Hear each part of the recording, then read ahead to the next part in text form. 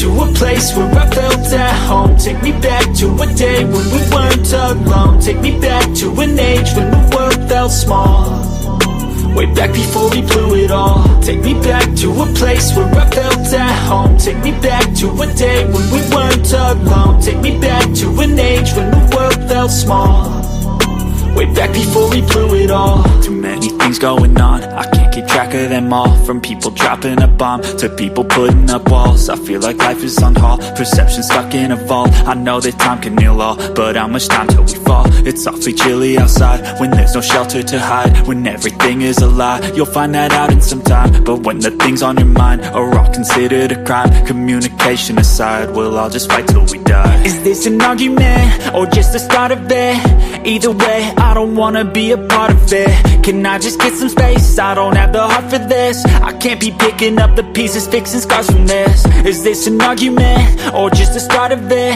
I wanna drive away so I can be so far from it.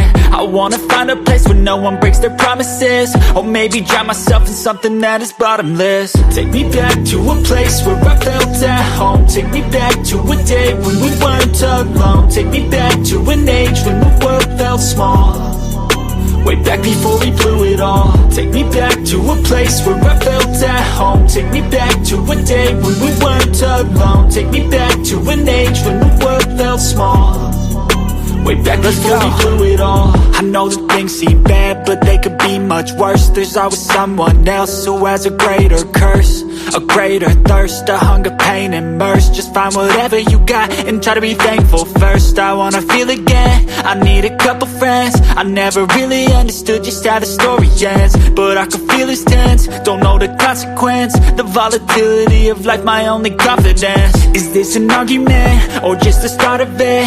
Either way, I don't wanna be a part of it. Can I just get some space? I don't have the heart for this. I can't be picking up the pieces, fixing scars from this. Is this an argument or just the start of it? I wanna drive away so I can be so far from it. I wanna find a place where no one breaks their promises, or maybe drown myself in something that is bottomless. Take me back to a place where I felt at home. Take me back to a day when we weren't alone. Take me back to an age when the world felt small, way back before we blew it all. Take me back to a place where I felt at home. Take me back to a day when we weren't alone. Take me back to an age when the world felt small, way back before we blew it all.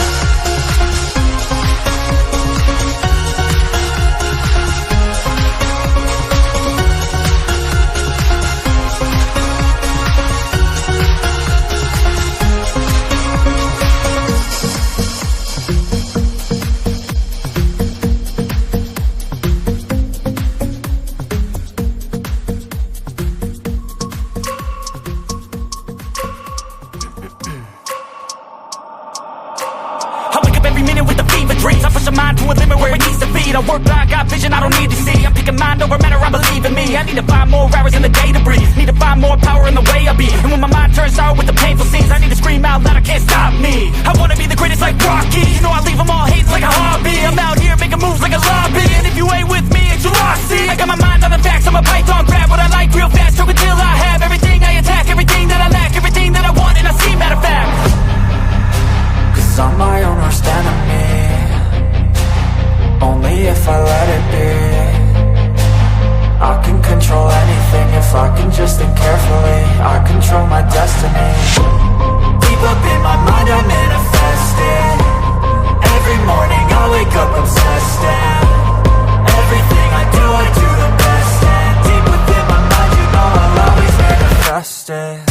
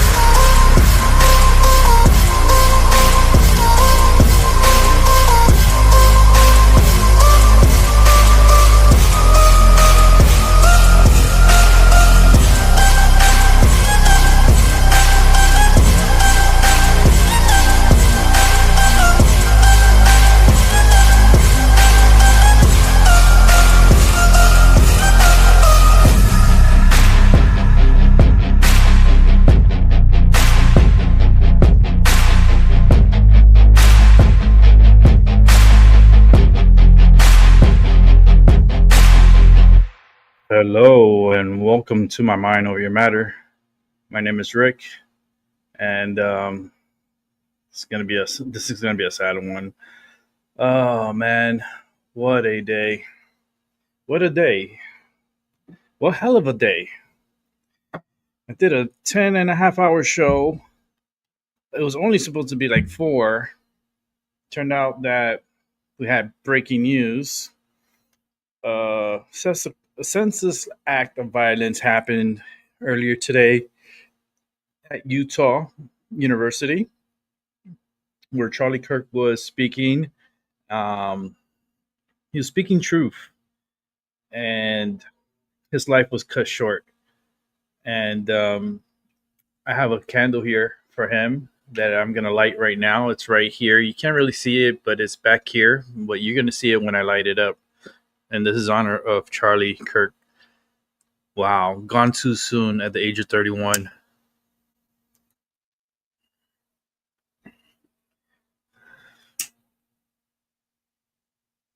Such a sad. It's just, I hate when good people die soon, They die young, senseless, heartless. They still haven't found the killer. And the people are like, oh, but they have one in custody. They have someone. They have not found him yet. They're looking for him still. They're still looking for him. Him or her, whoever it is.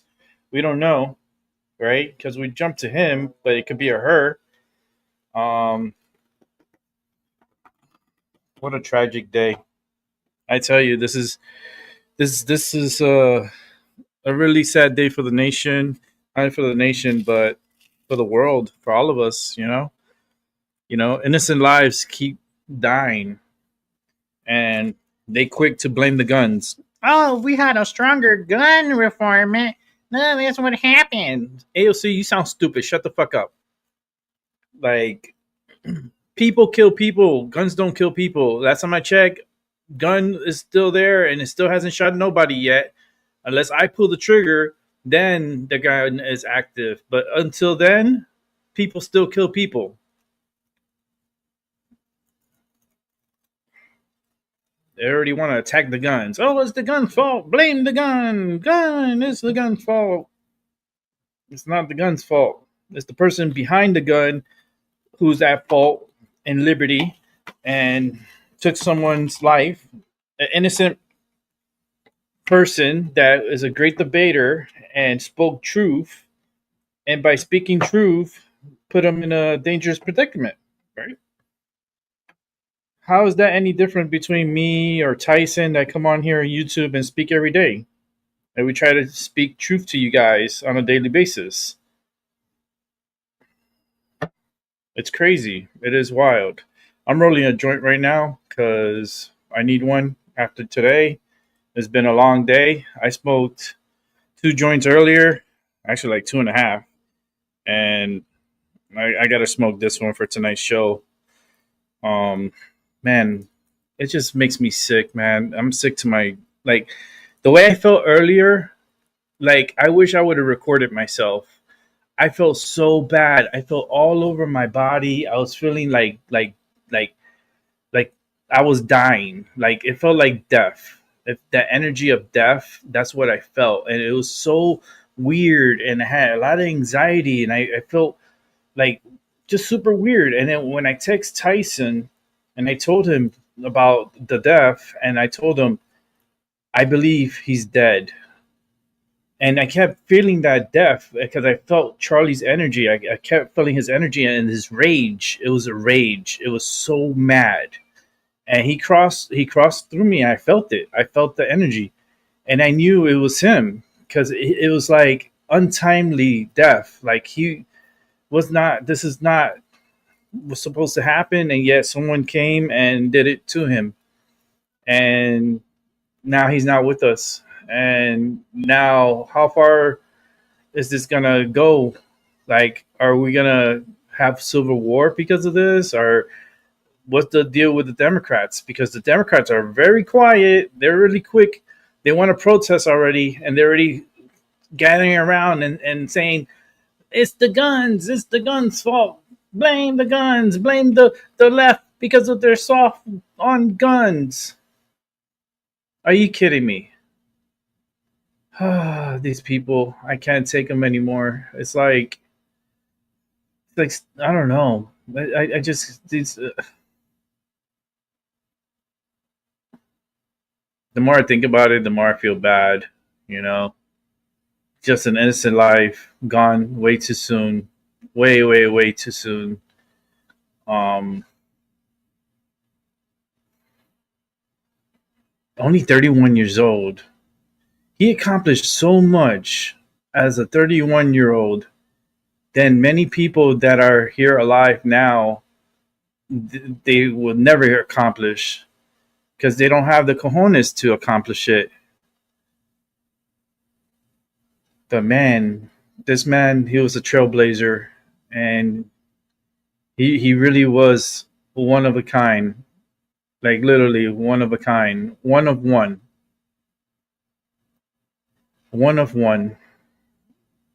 And good thing, we had him for the moment of time, and we got to appreciate his mentality, his courage, his willing to go and push and speak upon his thoughts and share his opinions with others. Um, Man, it makes my stomach hurt just continue to think about it. It just really, really hurts me inside. Um, let's go ahead and go back live, and let's get some more information on what's going on here. Go ahead and hit live here. Oh, let me get the volume on here because the volume is very, very, very low. Of the tragic shooting of Charlie Kirk, dead at the age of 31. We are continuing to bring you the very, very latest on this. We know that the suspect's still at large. The manhunt continues for that shooter. Once we get more information, we'll pass that along to you. In the meantime, I do want to bring in our next guest. He was a witness to this terrible shooting today in Utah. Please welcome everybody, Michael Mariano. Thanks so much for being here with us, Michael. And you saw this all happen. Just tell our viewers where you were in connection to Charlie and everything that you saw. Yeah, as many of your viewers know, Charlie, when he visits college campuses, he has a table. He tables and asks students for them to prove him wrong or to debate or dialogue on a certain political or theological topic. And so I got to the event early, and I went to the line and I spoke with some of the members of the Turning Point chapter at UVU about my question that I wanted to ask him. And so they expedited me to the front of the line.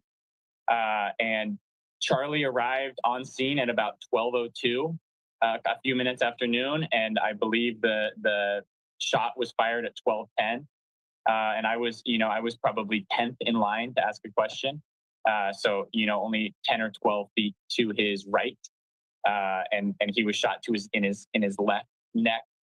And so I didn't see the grotesque details because I was on the other side, but it was. I'm still in shock, but the first second was, oh, someone's playing.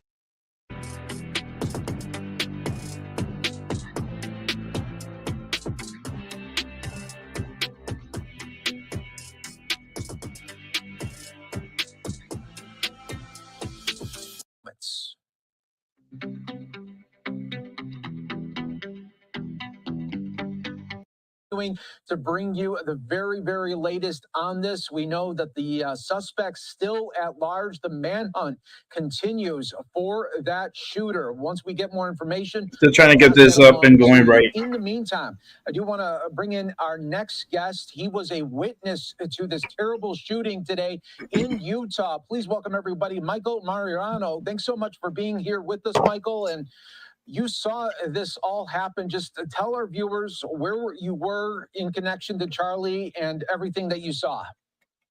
Yeah, as many of your viewers know, Charlie, when he visits college campuses, he has a table. He tables and asks students for them to prove him wrong or to debate or dialogue on a certain political or theological topic.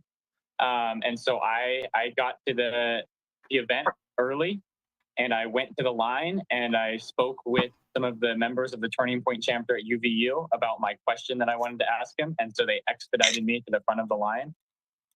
And Charlie arrived on scene at about 12:02, a few minutes after noon. And I believe the shot was fired at 12:10. And I was probably 10th in line to ask a question. So only 10 or 12 feet to his right. And he was shot in his left neck. And so I didn't see the grotesque details because I was on the other side, but it was. I'm still in shock, but the first second was, oh, someone's playing a crass joke to try and ruin the event and ruin the turnout. And then after a few seconds, it was like this is real. I've always seen this and wondered if I'd ever be a part of something like this. And now I'm in the midst of a political assassination and a hate crime. Yeah, I mean, this is just terrible, just how it all unfolded. And to think you were just getting so close to giving your question to Charlie there. Now, when it happened, when the shooting happened, was it very loud? Did everybody know, okay, something is going on here? And when did people started to run? I mean, I think it's all a blur momentarily. Some people were under the impression that it wasn't loud enough to be a gun. I think some people thought it was a firecracker. People started to run. Hey, Albie. Hey, Seven. So I'm trying to still get this situated here. Instead of running, just because it was in a bowl formation, and we were at the bottom of the bowl, and so if the shooter was up high, anyone that was running, we were afraid was just going to get mowed down. So it was probably 20 or 30 seconds of anticipating a second shot, assuming that it was a mass shooter. And then once I think people realized that it was a more targeted attack, we helped people find their families and get the heck out of there. Saying, yeah, no doubt. I mean, once that happens, you just got to start running and hoping for the very best. And that moment that just happens, and there's mass confusion. And then when did you realize everything really is going to change really bad? And then when did you get the details that unfortunately? And I feel really. The Democratic Party needs to go down. 3 hours to get the news that because if they start their bullshit, someone needs to put them in their place. Initially, I didn't even know if he had been hit. I saw him bounce. I saw him fall down in his chair, but that was inconclusive. Some people were saying he was hit. Some people were saying he wasn't hit. And there were just mixed news flying around everywhere. We heard that he had been hit maybe 30 minutes after. It was confirmed through video evidence and whatnot. And then I think we were waiting on standby. And as a member of the community down here in Utah, you're hearing different things from friends and family who are saying, my uncle works in the hospital. This is what I've been hearing. My father-in-law is the surgeon in there right now. This is what I've heard. So mixed reviews until I think it was. I knew he was dead. Kind of sent out the memo that unfortunately Mr. Kirk had passed away. Terrible, terrible. I want to show our viewers right now. We'll get to this in just moments. There's a vigil going on right now in Orem, Utah. We'll give that to you as soon as we wrap up here. But I want to continue with you, Michael, just because you were so close to this. I mean, just 10 people away from asking your question. And I mean, given everything that we see now in this landscape of political divisiveness, I mean, it doesn't seem like you could have an opinion anymore, because if someone doesn't like your opinion, they're going to try to find where you're at and want to kill you if you're big enough, if you're an influencer, it seems. Yeah, certainly. This is a political assassination and a political hate crime, but in the same sense, it's not political at all. We here in Utah, we here in America are all grieving. We're all grieving. So now is the time to think about what we say and how we say it. Because if we don't take a moment to stop and suspend our judgment, instead of focus on unity, we're going to keep going in this conflict of irrational responding when we're projecting. We're projecting our disbelief and our hurt and our anger, and even maybe some people's happiness, which is disgusting to say. But we need to take a minute and we need to suspend judgment, and we need to focus on the shared humanity in this. And so our response and my response is to take a moment to process my emotions instead of responding out of shock or anger. And yet, we need to understand everyone suffered a loss here, no matter what side you're on. This isn't just political. This is humane. And it is scary that we're killed for our beliefs, right? Our inalienable right, our endowed gift from God in the Constitution is the right to life. And there's just no word. There's no words that can describe this. There's no argument. There's no politics. The only way this can be solved is in shared compassion and in presence. And I can't offer my words. I can't offer my argument. I can't even offer my politics. I can only offer you and my loved ones around me here in Utah. I can only offer my presence, and I can sit and I can be with you, and I can listen to your sorrows, and I can cry with you. And the way I see it, that's the only way out of this sorrow and hurt. Wow. So true. And lastly, Michael, I want to get your thoughts because, a couple of hours ago, we heard an update saying that they had somebody detained that could be possibly the shooter. They said they were questioning him. So the manhunt was over. And now just a little bit ago, within the last hour, we learned that the manhunt is back on. I mean, what are your thoughts on that? Where this little back and forth going on with police as well as trying to locate this coward? Yeah, I mean, the governor has assured people that we're gonna get this guy. It's a tense situation right now with a manhunt and a shooter and a murderer. A criminal. It kind of reminds me of Kennedy. I have trust in the authorities, like what they did with John F. Kennedy. I hope this person doesn't try anything else. And they killed him, and they didn't find him right away with all the uncertainty, but. In situations, I wonder what cover up they're trying to pull up now. We have equally as little information as we do in this point, and you just have to have faith that, like the other stories.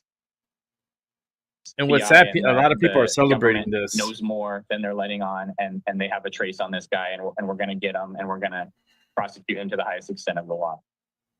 Yeah, so well said. Michael, thanks so much for speaking with us. I'm glad that you're okay, but I'm sorry for you that you had to witness such a tragedy today. But take care, and thanks again for speaking with us.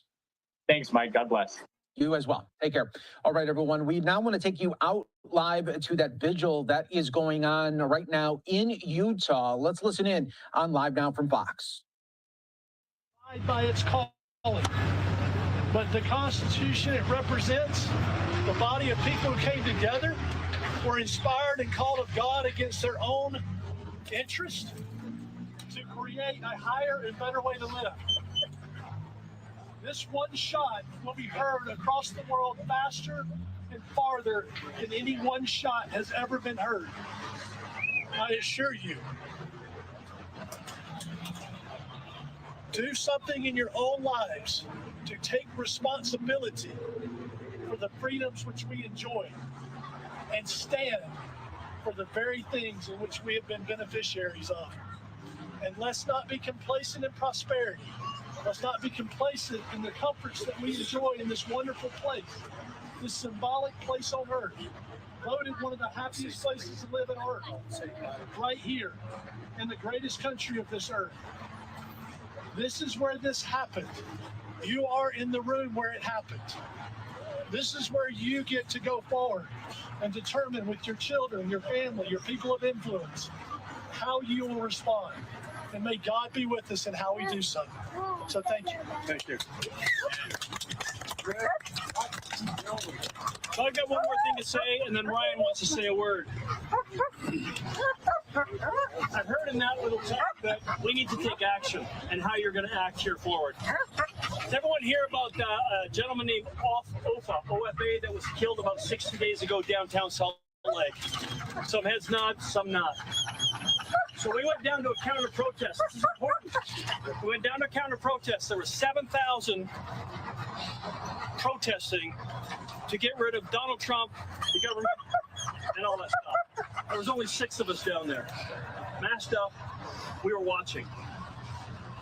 They had what was called peacekeepers, their own group, monitoring people. They went around the corner. One of their own was carrying an AR pointed to the ground, which you can do in Utah. Innocent man standing behind them. 2 of the peacekeepers drew their guns, shot 3 bullets. Shot the guy with the AR in the stomach, killed Ofa, Polynesian, shot him once in the head, dead. Okay? You can look this up. To this day, no one has been arrested, and they know who the killer is. Sim Gill, your district attorney here in Utah, is not doing his job. I hope and pray that this assassination, if they find this gentleman or person that did this, that justice is done, because it's not happening in Utah. You're shocked, aren't you? Yeah, look it up. The guy is not behind bars. He's not been arrested. And local PD in Salt Lake, who we know have done their job, submitted everything, nothing's happened. It's disgusting what's happening in our state. It's filthy. The American flag should bring us together. It sure as hell is not. We need to be the change. Ryan's a friend of mine. He has a word to say. Really quick. A person's freedom is not judged by where they can go. A person's freedom is not judged by the possessions or what they have. It's truly measured by what they can say. To look in this world and identify who the evil people are the ones who are trying to control what you can and cannot say. Those who are trying to censor your speech. Today we lost a valuable voice, and it's up to us to continue with that voice. Rest in peace, Charlie Kirk. Thanks, Ryan. Anyone else? You okay? A lot of you don't know me. I met Kish probably 5 years ago. I'm the pro-police, pro-conservative rallies. And then I kind of stopped because I'm like, I don't really see a point, It is what it is. You need flame again?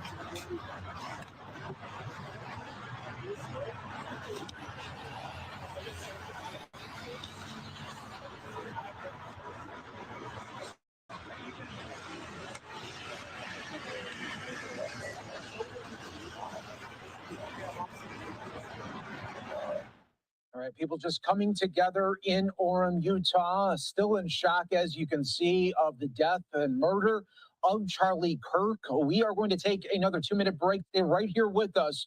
More breaking news coverage continues in moments. Okay, so as they're going to break, I'm just going to keep breaking off around here and checking things out around the net and see what I could bring up for you guys to watch.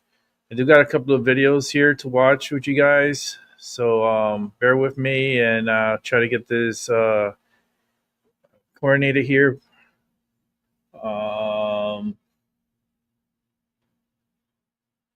Give me 1 second so I could see if I got this right here. So many things going on, man.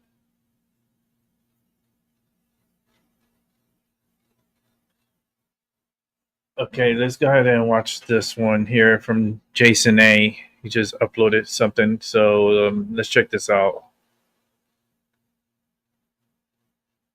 Yeah, I know that it's somewhat object of mockery to say thoughts and prayers, but thoughts and prayers for his family. And they need it from all of us. And Jesse's right. If they could do this, they are capable of anything. I think that was the message. I believe that was the message. It's really hard to radicalize Republicans. Yeah. You know, it's like we're not the radical type. But if you thought that you were going to shut a movement down, you're going to get a rude awakening. You woke us the fuck up. And we will. This is a dark day for our state. It's a tragic day for our nation. And I want to be very clear that this is a political assassination. Yeah, well, we are digesting the news the same as you. The confirmation from the president that Charlie Kirk has passed away, really just putting a finer point on the concern and worry that had been sort of settling in here at the White House for the last hour or so before this news came out. For far too long, Americans have been forced to put up with Democrat-run cities that set loose savage, bloodthirsty criminals to prey on innocent people. Really very, very innocent people. In every place, they control radical left judges, politicians, and activists, and they've adopted a policy of catch and release for thugs and killers. I'm tired also of the term mental illness being used as a cover for criminality. When a thug targets a woman, that is not insane. He knows she's weaker. When he comes from behind with a knife, that's not insane. He minimizes her ability to inflict harm on him. When the thug flees, that's sane because he knows if he stays, he'll be arrested. So what would be insane would be if he were to face off against a man without a weapon, somebody like a Tyrus. That would be insane. You'd go, okay, that's crazy. But almost all of these people that do this stuff, they go after women. That is not insane. That's self-preservation. This is not insanity. It's an evil mind. And it's an evil mind that is somehow excused in a culture that weaponizes victim status. In this case, mental illness. And what is it about a society that contributes to this? Congressman Tim Moore is calling for the removal of the judge who initially released the suspect in the deadly light rail stabbing. Officials say DeCarlos Brown has a lengthy criminal history. He was released by Judge Teresa Stokes on a promise to appear when the deadly incident occurred. In a statement sent to Queen City News, Congressman Moore says Irina Zatruska's blood is on the hands of every single person who made it possible for this monster to walk free. Moore also introduced legislation to end cashless bail. Here's the truth that every American must know. Too many innocent people across the country continue to pay the price of the failed experiment known as cashless bail that has been championed by the Democrat Party for years. Most murders in the U.S. never become national news. This one's garnered attention for a couple of reasons. Number one, first and foremost, the recent release of that gruesome video. Second, the energy from pro-Trump activists. They picked up on this video from local news and ran with it. It's a little bit like the times when civil rights groups have raised attention about police-involved shootings. In this case, it is Trump-aligned influencers who are posting up a storm about this case on social media. Really, over the weekend, Elon Musk, Charlie Kirk, other Trump-aligned figures figures succeeded in making this senseless death a symbol of big city crime. We heard President Trump asked about it yesterday when he was heading home from New York City. He didn't seem to know much about it. He said he would get briefed. And then today, Trump did know all about it. That's exactly what has happened here. This story has trickled up from local news to social media and now to the president's attention. And it's being used, as you said, Brianna, as a political symbol, with MAGA media calling for more forceful punishments and more incarceration. I have to say, some of the replies to Musk, some of the comments around this story are baldly racist, stoking fear of African Americans because this man attacked a white woman. The open racism on sites like X today, it's eye-popping. But there are also legitimate questions about this so-called career criminal, someone who had been a repeat offender. And those questions, I hope they're not lost amid all of the cesspool kind of comments on social media. So we're living in a progressive ideological nightmare where the worst in society is empowered by a sense of victimhood. So when this happens, they will still get people like Brian Stelter that says, oh, be careful of the racism, or other people saying, you know what? We really need to be concerned about our services to the mentally ill, which may or may not be true, but he's not mentally ill. He needs to be executed. Lastly, I asked Grok for a conservative count of the number of times the George Floyd video was played, looking at tweets and social media, Instagram, news networks. It came to a conservative number of 975 million times. That is not counting retweets. So that is a snapshot of this liberal disease, the hierarchy of problems. The media and politicians, people like Stelter, implore you not to cover one problem, but to amplify another one to a destructive degree that leads to riots, leads to dozens of deaths. But do not cover this other thing because that is racist. Mm-hmm. And that is not as important. In the hierarchy of problems, we decide what you cover. In Charlotte, North Carolina, we saw the results of these policies when a 23-year-old woman who came here from Ukraine met her bloody end on a public train. And here's a picture of it. This is the picture of it. And this is a picture of the woman, a beautiful young girl that never had problems in life,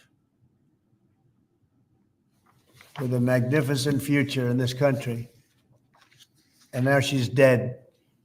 She was slaughtered by a deranged monster who was roaming free after 14 prior arrests. We cannot allow a depraved criminal element of violent repeat offenders to continue spreading destruction and death throughout our country. We have to respond with force and strength. We have to be vicious just like they are. It's the only thing they understand. 24 of the top 25 most dangerous cities in America are run by Democrat mayors. 50 people were murdered in Chicago in recent weeks, with hundreds being shot.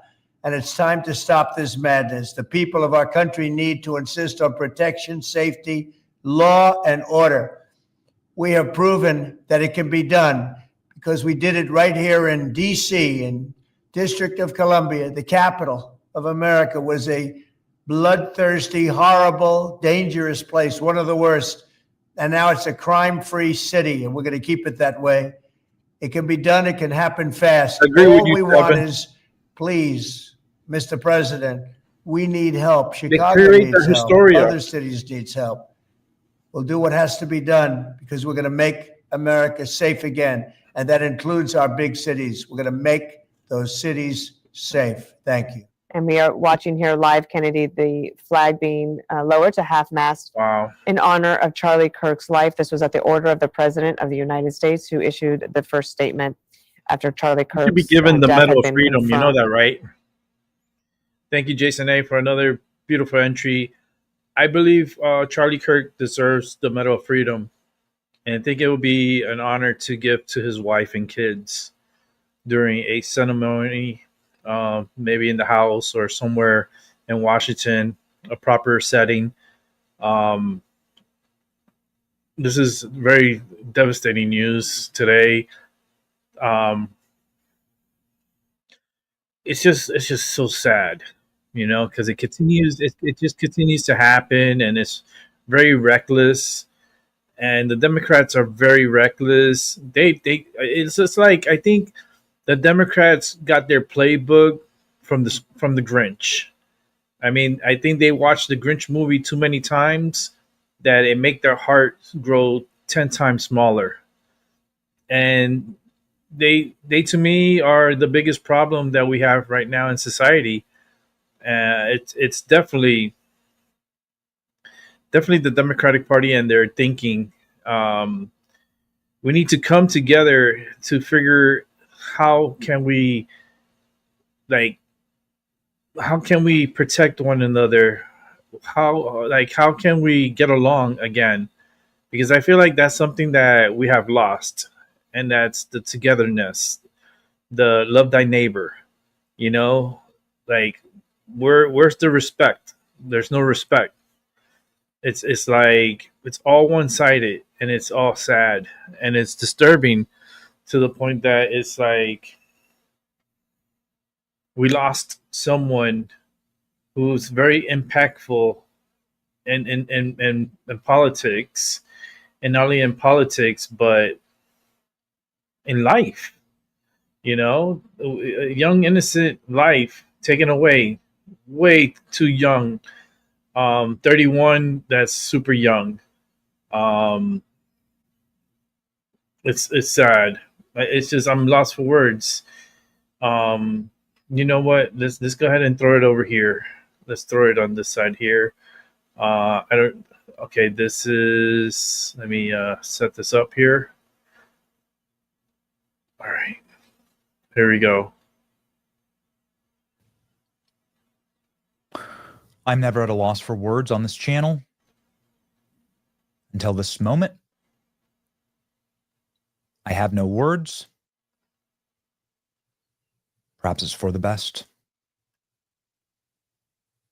This afternoon, Charlie Kirk was taken home by his Lord and Savior, Jesus Christ, when a gunman shot Charlie in the neck from 200 yards with a rifle on a Utah college campus, ending his life. Charlie Kirk died exactly how he lived, speaking the truth, bringing salt and light into the world and into darkness. Charlie Kirk's legacy will be that of a martyr. Charlie Kirk is an American martyr. He is a Christian martyr. He died for his faith and his country. Charlie Kirk died speaking the truth. He died giving commentary on left-wing violence. These were the last words that he spoke on this earth before a maddening gunman with a single shot took his life.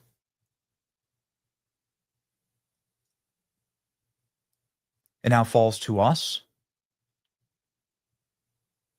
to rise up with full hearts, to venerate Charlie's legacy by defeating the evil which stole Charlie from us.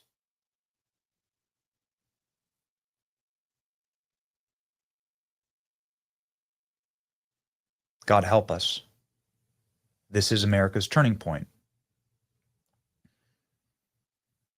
Charlie has been a friend to me when my family faced a life-threatening emergency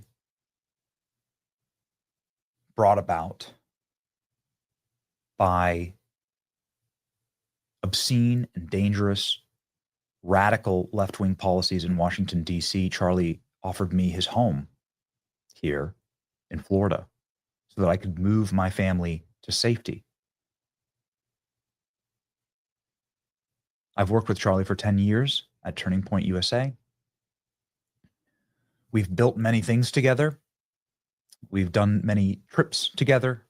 We've spoken at many events together and shared the stage together more times than I can count. I have never in my life met someone with more vision, moral clarity and honor than Charlie Kirk, who is survived by his beautiful wife, Erica, and his 2 precious children. An honorable and noble man. You cannot find a better one. Charlie Kirk is a martyr now, and my heart is bitter. I'm completely at a loss. But Charlie's heart was always hopeful.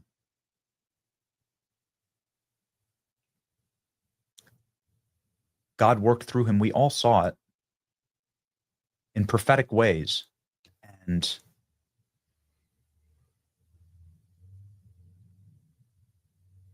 now we must defeat the evil that Charlie spent his life fighting against. Truly a turning point in our nation.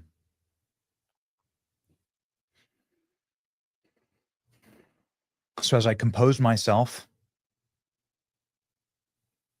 to talk through this issue with you and to begin to build on Charlie's legacy alone, which I cannot enumerate the number of times that Charlie stuck his neck out for me, defended me, when I was indefensible, frankly.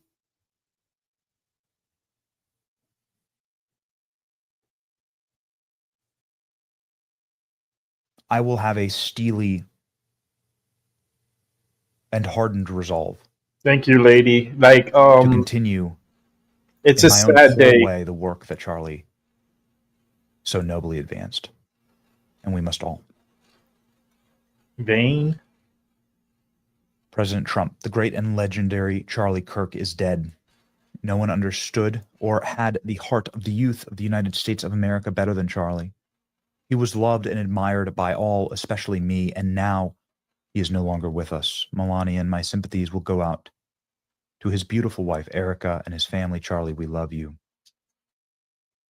In honor of Charlie Kirk, a truly great American patriot, I am ordering all flags throughout the United States lowered to half-mast until Sunday evening at 6 p.m. This is what Charlie is leaving behind.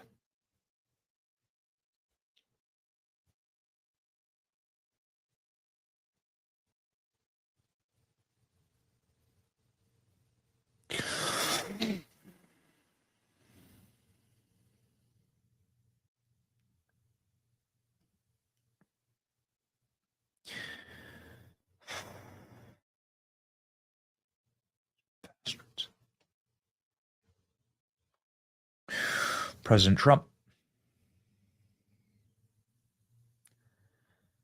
giving commentary on Charlie Kirk to Brett Baer today, saying all of this violence cannot happen. Charlie was an amazing guy, and he captured the youth, the imagination of the youth. He was an unbelievable patriot, and he really convinced millions of young people that MAGA was the way. Today is so sad. He was an amazing person who was not afraid to talk to or confront the other side. Just talk to them, debate them, and explain why they were wrong and MAGA was right. Nobody was better. This is a tragic day, says President Trump. As you can see, the flags lowered to half-mast here at the White House. One of Charlie's final posts on X is, Jesus defeated death so you can live.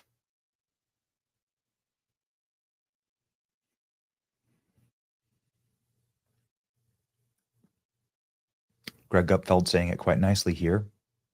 If you think this is going to stop us or deter us, well, F you. From all of us, and Jesse's right. If they could do this, they are capable of anything. I think that was the message. I believe that was the message. It's really hard to radicalize Republicans. Yeah. You know, it's like we're not the radical type. But if you thought that you were going to shut a movement down, you're going to get a rude awakening. You woke us the fuck up. Never heard a hard F-bomb dropped on Fox like that without a censor. So appears that we mean it this time.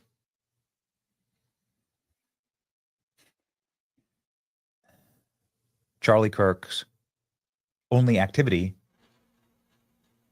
and I will not be showing any of the videos of the event, will not. Charlie Kirk's only activity on the day that he was shot was to peacefully explain, debate, argue, or agree with any American that wished to talk with him. An open and peaceful dialogue. Always. You've seen the clips. They're some of the most viral clips on the entire internet, going thermonuclear on TikTok, X, YouTube, Instagram. Charlie Kirk was killed because he was so effective and he was properly changing the hearts and minds of our nation and our youth. This is a political assassination. It is a religious martyrdom. It is an American martyrdom. And it can be seen no other way. Charlie Kirk was killed for free speech. He was killed, murdered, and assassinated for what he believed in, which was, with his whole heart, America, and the principles of this nation, which are free and open debate so that we don't have to engage in violence. But they couldn't help themselves. He was too good.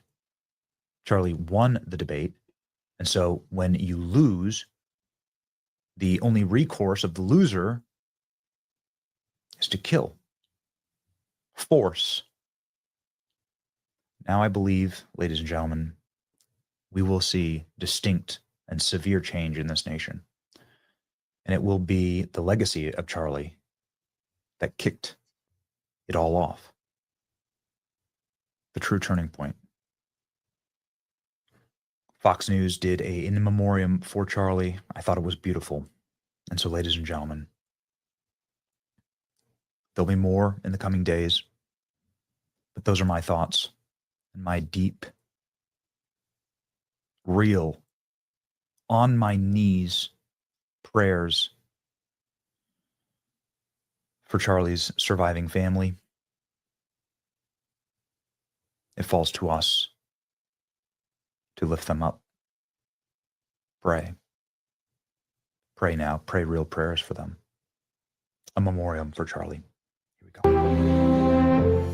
Charlie Kirk is being remembered tonight as a hugely influential, charismatic, and engaging individual committed to civil discourse and the open exchange of ideas. Correspondent Mark Meredith looks back at the life of Charlie Kirk. Good evening, Mark. Right. Good evening to you. Charlie Kirk's death is being called a watershed moment or even a turning point for the country. The 31-year-old political activist had a massive following, both online and in the corridors of power here in Washington. Before becoming a household name in conservative politics, Charlie Kirk was a teenager growing up in the Chicago suburbs. He told the Daily Caller in 2019 he knew early on politics mattered. I was always naturally conservative, loved America, loved the values that our country stood for, and I never understood why you'd want to deviate from that. Kirk thought he'd end up at West Point, the Army's military academy, but after being denied admission, he chose to start something for himself. It's that old adage, one door closes, another door opens. Of course, it's correct. In summer 2012, Turning Point USA was born. What started small later became a political juggernaut, a conservative youth activist organization now operating on 3,500 high school and college campuses. Kirk explained what drove him in his first Fox appearance 13 years ago. A lot of kids are feeling the effects of what we like to call, with the Washington economy, with a lot of debt, plummeting small business, with higher regulation and high taxes. As the Tea Party movement evolved, Turning Point USA grew. So did its influence.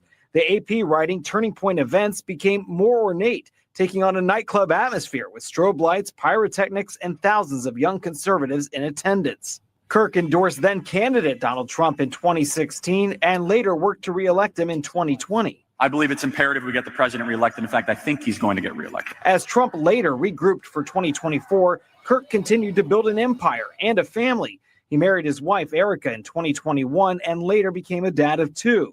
Trump himself thanked Kirk for staying loyal amid a year of chaos. And I want to express my tremendous gratitude to Charlie Kirk. He's really an amazing guy. With Trump now back in power, Kirk remained active, speaking out constantly about the conservative movement. There's a revival happening in this country right now. Tonight, tributes continue to pour in for a man many believe helped change the course of U.S. political history. And those tributes continue to pour in from all over the world. Late today, we heard from House Speaker Mike Johnson, who urged leaders from both parties and everyone who has political or social influence to condemn violence and vow to settle disagreements in a civil manner. Brett. That's so hard to even try to digest that. It's hard to digest it. I wanted to see liberal mind, hive mind. So let's check out Welcome to the Liberal Hive Mind and check out an episode that I have pulled up here. And let's watch this together.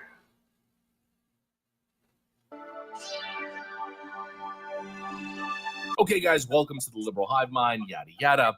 I got to tell you, I started off this morning a little bit low on energy. But now, obviously, I think it goes without saying I've found a little bit of motivation here. And so I am on top of the reports. I'm on top of what's coming out here. Let me give you guys all the updates in the Charlie Kirk situation as the manhunt continues. We got a bunch of video clips and information now surfacing. But first, I want to clear up some confusion because obviously misinformation spreads fast in moments like these. It was a clearly and understandably chaotic scene. And initially, people online were sharing clips of a man being arrested at the event, handcuffed, led away. Shoot me!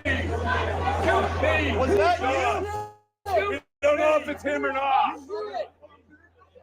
And at first, people thought that this was the shooter. We even had reputable outlets kind of alluding to that fact, claiming the suspect was in custody. Obviously, this went viral and spread all over social media. But a few hours ago, police have confirmed that he is, in fact, not the shooter. We don't yet know the circumstances as to why he was apprehended. Maybe he said something, maybe he did something. We don't know what role he played or why he was detained. But the fact is simple, he was not the person who pulled the trigger. I urge everybody to take that seriously, to acknowledge it, and leave this man alone, despite the fact that people have identified him and connected him to a previous crime.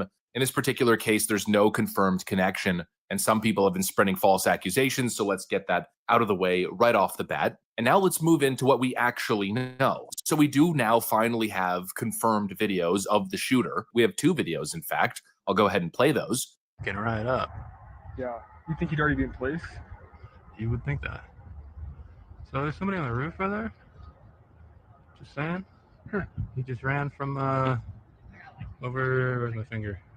Whoa. From over there, ran in, and now he's right there. Just saying. Just. Oh, someone's standing right there. So in the first clip, you can see an individual perched up on top of the rooftop in the distance. The individual seems to be wearing black from head to toe, significantly far back on top of a roof. And this is eyewitness of the suspect, clearly in a position to shoot. I got to tell you, I'm a little bit frustrated with the fact that once again, there's a suspicious individual on a roof during one of these events in a clear shooting position, and police weren't called. I'm very frustrated that all-out pandemonium didn't break out there, but rather people just filming and saying, oh, look, a suspicious individual. But I guess you can't blame people for not doing everything they should have. And then in that second video, you see a shot being fired, or you hear the shot being fired. Chaos erupts, the entire crowd drops to the ground, and then right there you can see a small little body. Maybe we'll zoom in and play it as I'm speaking here. You see a tiny little black speck pop up, spring up, and start bolting from that position. Yeah, well, that was very clearly the shooter. And these 2 clips that are now surfacing online are the only 2 confirmed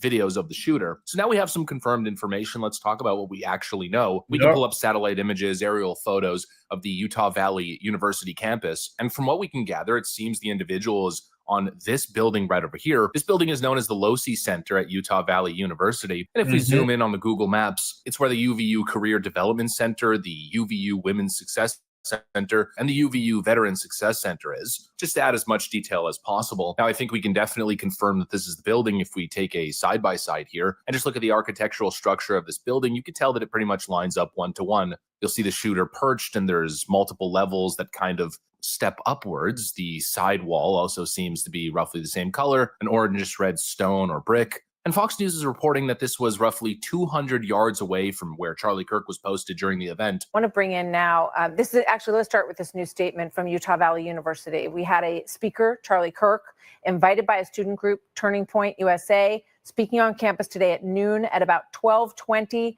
shots were fired from a building about 200 yards from the speaker. Now, this is new. According to the best of our knowledge, the individual was hit and was taken away immediately by his security personnel. That individual, of course, is Charlie Kirk. Campus is closed for the rest of the day, and our campus police have a suspect in custody. So that is new information. 200 from a building, 200 yards from the shooter is the newest information from the university. And obviously, I actually have a vantage point. You can kind of see here. This is basically what the scene would look like from the perspective of this heinous murderer who was perched up on that rooftop. So yeah, obviously not exactly an easy shot. That's where the round was fired from.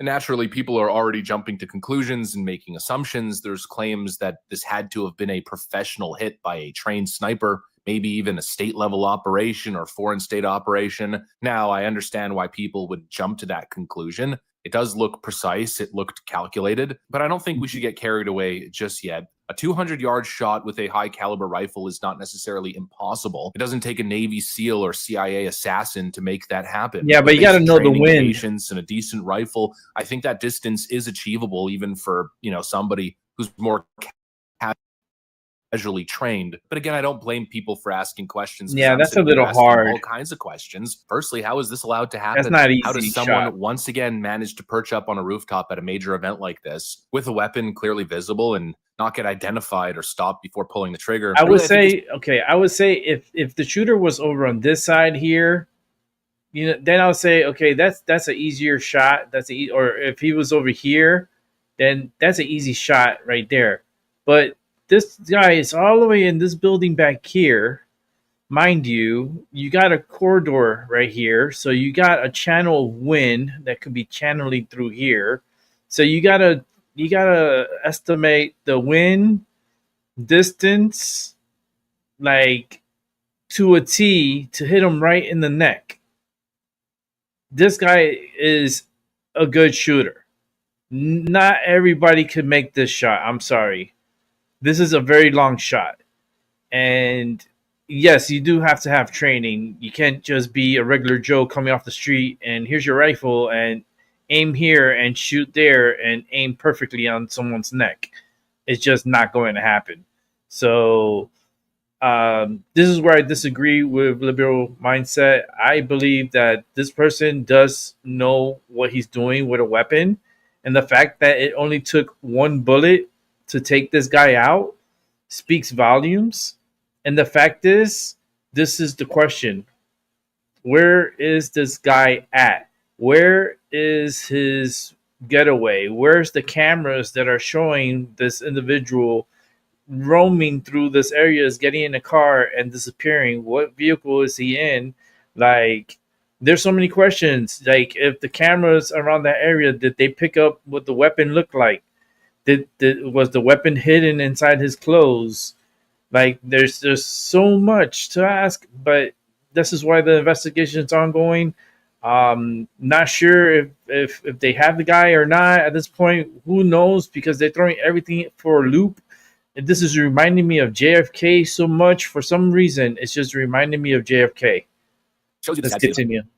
Affairs and politics. It's not just the president of the United States or any major Republican candidate that now needs to be exceedingly careful and needs to sweep these areas, needs Secret Service doing a full perimeter in detail. There's clearly a target on any high-profile conservative, and this really starts to put it into clear perspective just how dangerous it is to be engaging in free speech, these public venues. But that right there basically covers all the physical details as we know so far. Now, another crazy part is that somehow this individual was able to be up there and then scale all the way down the building and somehow manage to escape. The suspect is still at large from what we understand, unless things change as I'm recording this video. Now, I'm remaining faithful that hopefully this individual will be apprehended soon. There must have been cameras everywhere. Someone must have noticed an individual walking around in all black-clad gear. We don't have any updates yet, but we do know that Cash Patel was on this thing immediately. The FBI was mobilized on scene pretty much right after the shooting. Police officers were already on scene. And we're also getting civilian footage showing the manhunt in progress.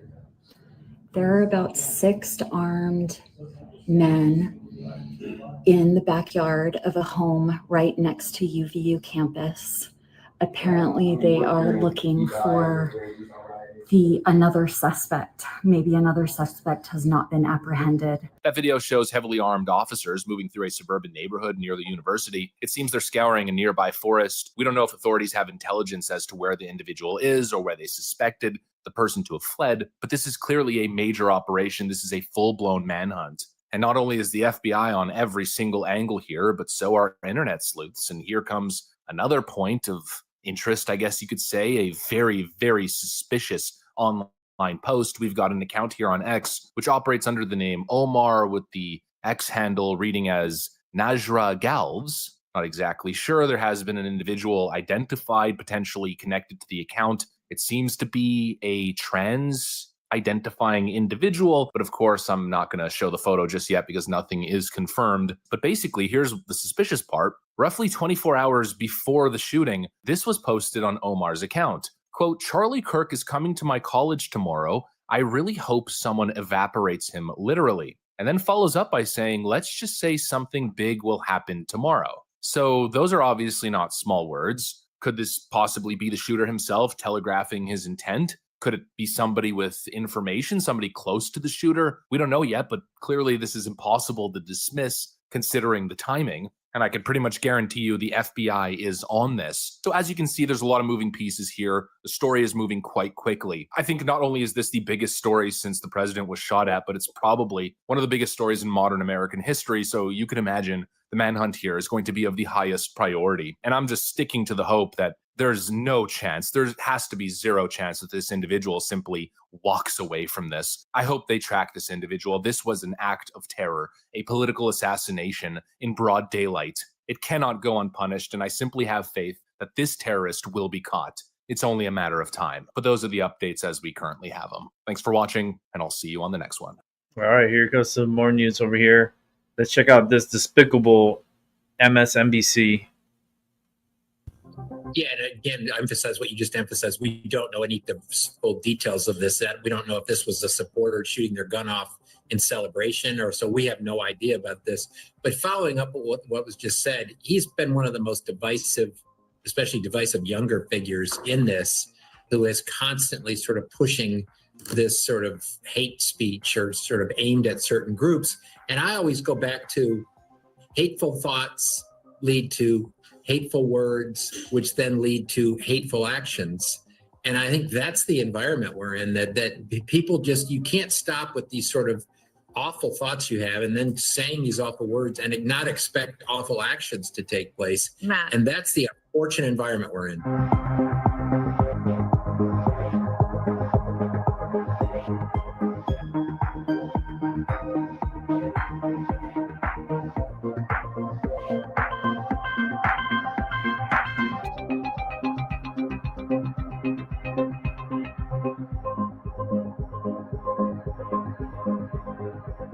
So sad, man. It's and let me tell you something. He could have been vice president for JD Vance. And he could have won the vice presidency at a young age. It would have been what, 34, turning 35. Would have been a perfect vice president. Very knowledgeable, very smart, quick. He knew what a woman was. He knew what a man was. I believe in our Second Amendment. We have the right to bear arms. He was pro-life. But the left will turn it around and say he was a racist and he deserved to die. Somehow they'll spin it. This is crazy. This is so disturbing. These people are just, I can't even deal with their music, but you can see here, look, Matthew Dow, on MSNBC is suggesting that Charlie Kirk hate speech was the reason he was shot. He's blaming Charlie for getting shot. Absolutely vile and evil. Crazy. These comments, like, they're going to keep coming.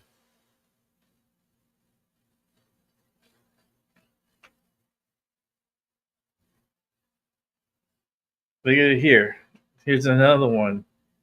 Is Piers Morgan, MSNBC, shameful output since Charlie Kirk was shot, first suggesting it was one of his own supporters firing a gun in celebration, then referring he bought it on himself with his own opinions, confirms everything I've always suspected about the woke left. They're repulsive. They're worse than that. They belong out of business and not on our television screens anymore or in the internet. They should be banned from the internet, banned from cable television. That's how you will destroy that side of the narrative. But are we going to step up and ban these people and get them banned by the FCC? Well, I'm waiting.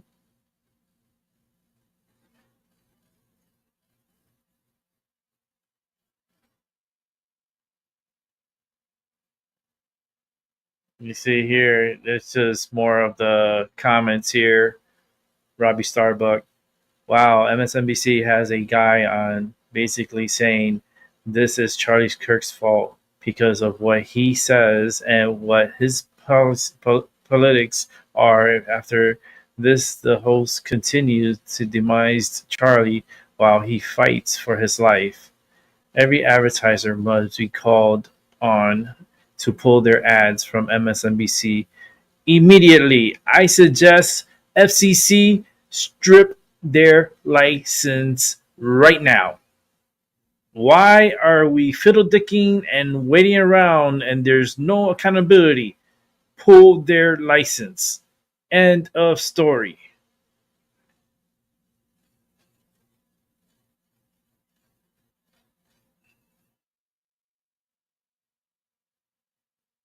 It's incredible. This media is so disgusting.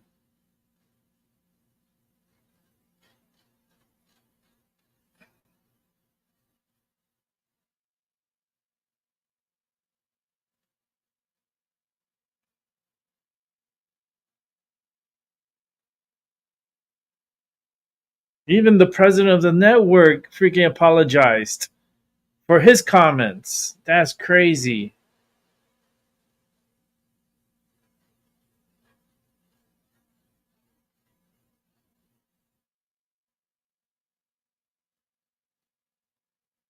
Wow, man. So young, man. Had so much potential. You know, he had that he was this course in the United States moving forward? Look, freedom of speech has to be a deontological principle, meaning that whenever you say, I believe in freedom of speech, but, and you put that but qualifier, you're a degenerate who doesn't believe in freedom of speech. I can guarantee you that the monster who killed Charlie Kirk today actually thinks that he was perfectly in the right because he was using a consequentialist ethic. He was saying, Charlie Kirk is saying things that are so profoundly against what I believe in that to kill him and erase him from earth and take him away from his two young children is actually a moral act. That reflex cannot exist in a civil society. If we don't stomp it out, we will learn to regret it in the future. And should this, or will this, maybe it has already, shine a bigger spotlight on left-wing violence in the United States? I pray to God that it has. It's something, as you probably know, if you're familiar with my work, I've been predicting this for decades because you just have to have the courage to read the signs, right? When I went to an event in Beverly Hills where a Jewish organization was giving me an award in Beverly Hills, United States, and I had to have U.S. Marshals around me and Israeli security forces. When that is happening to a 60-year-old professor who is going to talk about the importance of freedom of speech, you better pay attention. I mean, it's coincidental, it seems, on reflection, but before Charlie Kirk was shot today, he was talking about gun violence in the United States. Freedom of speech, I mean, you knew Charlie Kirk. It's something that perhaps he was willing to die for. I think that there are comments in the past where he said such a thing. I'm not familiar with those specific comments. What I can tell you is that knowing Charlie Kirk on a personal level, and I'm not someone who dishes out compliments easily, he was a bright light. He's a happy warrior. He's respectful. He's kind. Yes, he's willing to debate people with a lot of spice and fervor, but his heart shines brightly. And to take out someone who could be such a mensch, as we say in Jewish talk, really speaks to the darkness of those who wish to eradicate our freedom of speech. Okay, Gadsad, appreciate your time this morning on a difficult day for you, but thank you for your time. Well, thousands of students were in attendance to what was the first stop of a nationwide tour. Students have recounted the shooting moments after it happened. It was just a lot of love and joy and kindness, you know? And then the next person came up and it almost felt like a cue to me because they talked about transgender gun violence. And then as the guy said shooting or shooters or something like that, you just hear the gunshot and I'm sorry. You just see his neck just like open up and there's just like so much blood that just came out. It was horrible. And all I felt was like everybody bringing me down to the ground. And I was, sorry. Take your time, you're okay. All I hear is screaming and I see people running and I'm like, it's not safe to run. It's not safe to get up. It's not. And all I'm saying is, please God, please God, please God, because I don't want to die. I don't want anybody else to die. And I think I just saw a guy die, you know? The second student to get up was talking about transgenderism and how gun violence has been very frequent with that community, and that is when it happened. Pretty ironic. Right after, during, right on that topic. Yeah, it's when he got shot in the heart. Yeah. What did you all see? You're joining us. What did you see? Well, I was about to enter the building. I heard what I thought was a gunshot, and I hurried and took cover. And then I saw the students running out. And I saw her, she was panicking. I thought she was having a panic attack. So then I grabbed her and we ran through the tunnel and then just brought her to my car over here to get her to calm down. Wow. All right, let's keep it moving. Just a few moments ago before this show, I talked to the President of the United States on the phone. He had obviously already posted on Truth Social. He had said some other things, but did want to pass on something else publicly and said I could pass this on. Quote, all of this violence cannot happen. Charlie Kirk was such an amazing guy. He really captured the youth, the imagination of the youth. He was an unbelievable patriot. He really convinced millions and millions of young people that MAGA was the way to go. Today is so sad. He was an amazing person who was not afraid to talk to and confront the other side, just talk to them, debate them, and explain why they were wrong and MAGA was right. Nobody was better. It's such a tragic day. Again, that's President Trump just moments ago before the show. Hey, Sean Hannity. Let's keep it going.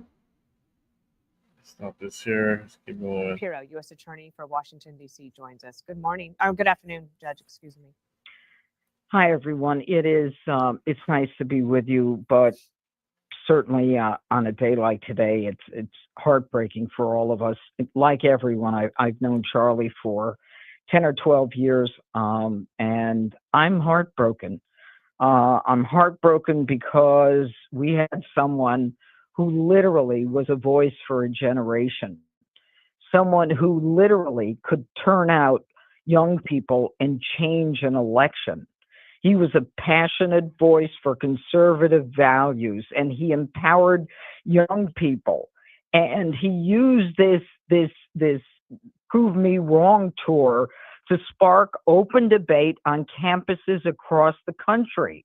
His work inspired millions of young people, and he will leave a legacy of challenging ideas and fighting for what he believed in. Today, and I'm brokenhearted as I look at his photos. I mean, right now, we have lost a true warrior for freedom and open discourse. And Charlie wasn't just a commentator or an activist. He was, and I think Greg may have said this, and I agree, he was a force of nature.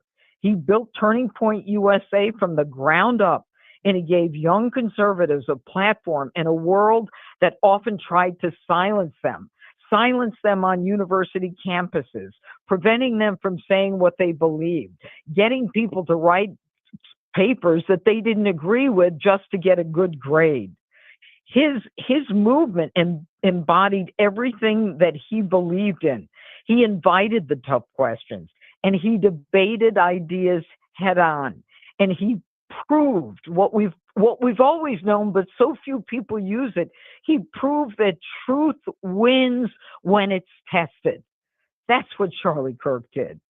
And look, I knew that he was a bold voice many years ago and a man of deep conviction. And I got to tell you, Dana, you're right. I mean, his belief in family, his marrying Erica, his 2 children, his unwavering loyalty to his friends. I mean, he leaves behind an incredible legacy, a movement that will only become stronger because of this young man who made a decision to take a different course. He created it, and he had all of us following him. And, they talk about, fascism and all that. The ones that are trying to silence the dialogue, they're the ones who are the true fascists. And what I know of Charlie is that he would want us to keep fighting. He would want us to keep fighting with words, to build a debate, to prove our doubters wrong. And in the end, Charlie proved us all right about what matters. And what we need to tell Charlie is that we will continue to carry the torch that he created on the road that he took, because this is a man who will be legendary. He changed. As far as I'm concerned, he changed an election because he was strong and he believed in young people. Wow. Judge Janine, your voice is most welcome here today. Thank you. We'll be in touch. Wow. Let's continue. Fox News alert, Charlie Kirk assassinated. The president breaking the news. The great and even legendary Charlie Kirk is dead. No one understood or had the heart of the youth in the United States of America better than Charlie. He was loved and admired by all, especially me, and now he is no longer with us. Melania and my sympathies go out to his beautiful wife, Erica, and family. Charlie, we love you. Charlie was loved by all of us. He had a beautiful family, married the love of his life, Erica, just 4 years ago. 2 children, son and a daughter. And he touched generations of Americans. But he was taken from us. You've probably seen the video. Charlie was holding a Turning Point USA event at Utah Valley University. He was on his Prove Me Wrong tour, where he takes questions from students and engages in friendly debate. Do you know how many transgender Americans have been mass shooters over the last 10 years? Too many.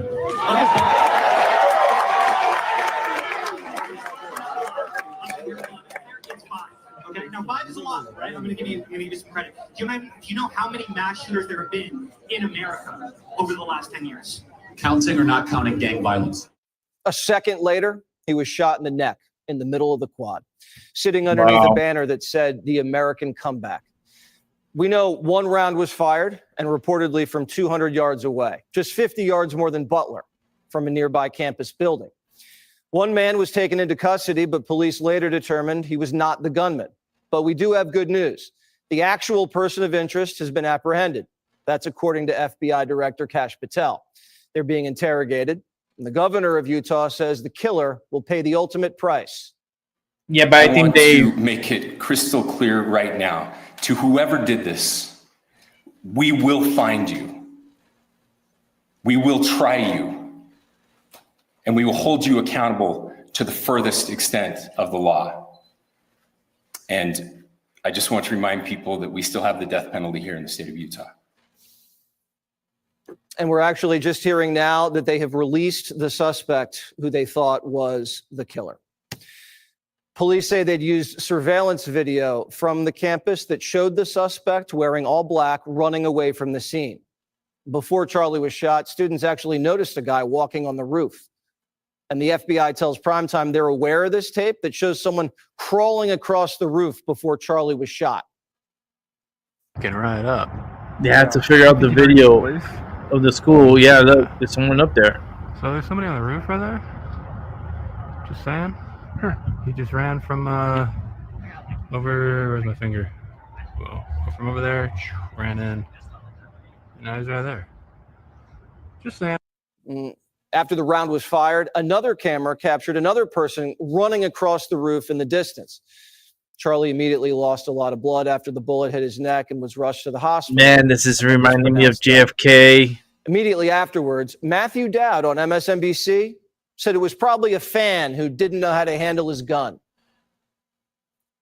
We don't know any of the full details of this. That we don't know if this was a supporter shooting their gun off in celebration, or so we have no idea.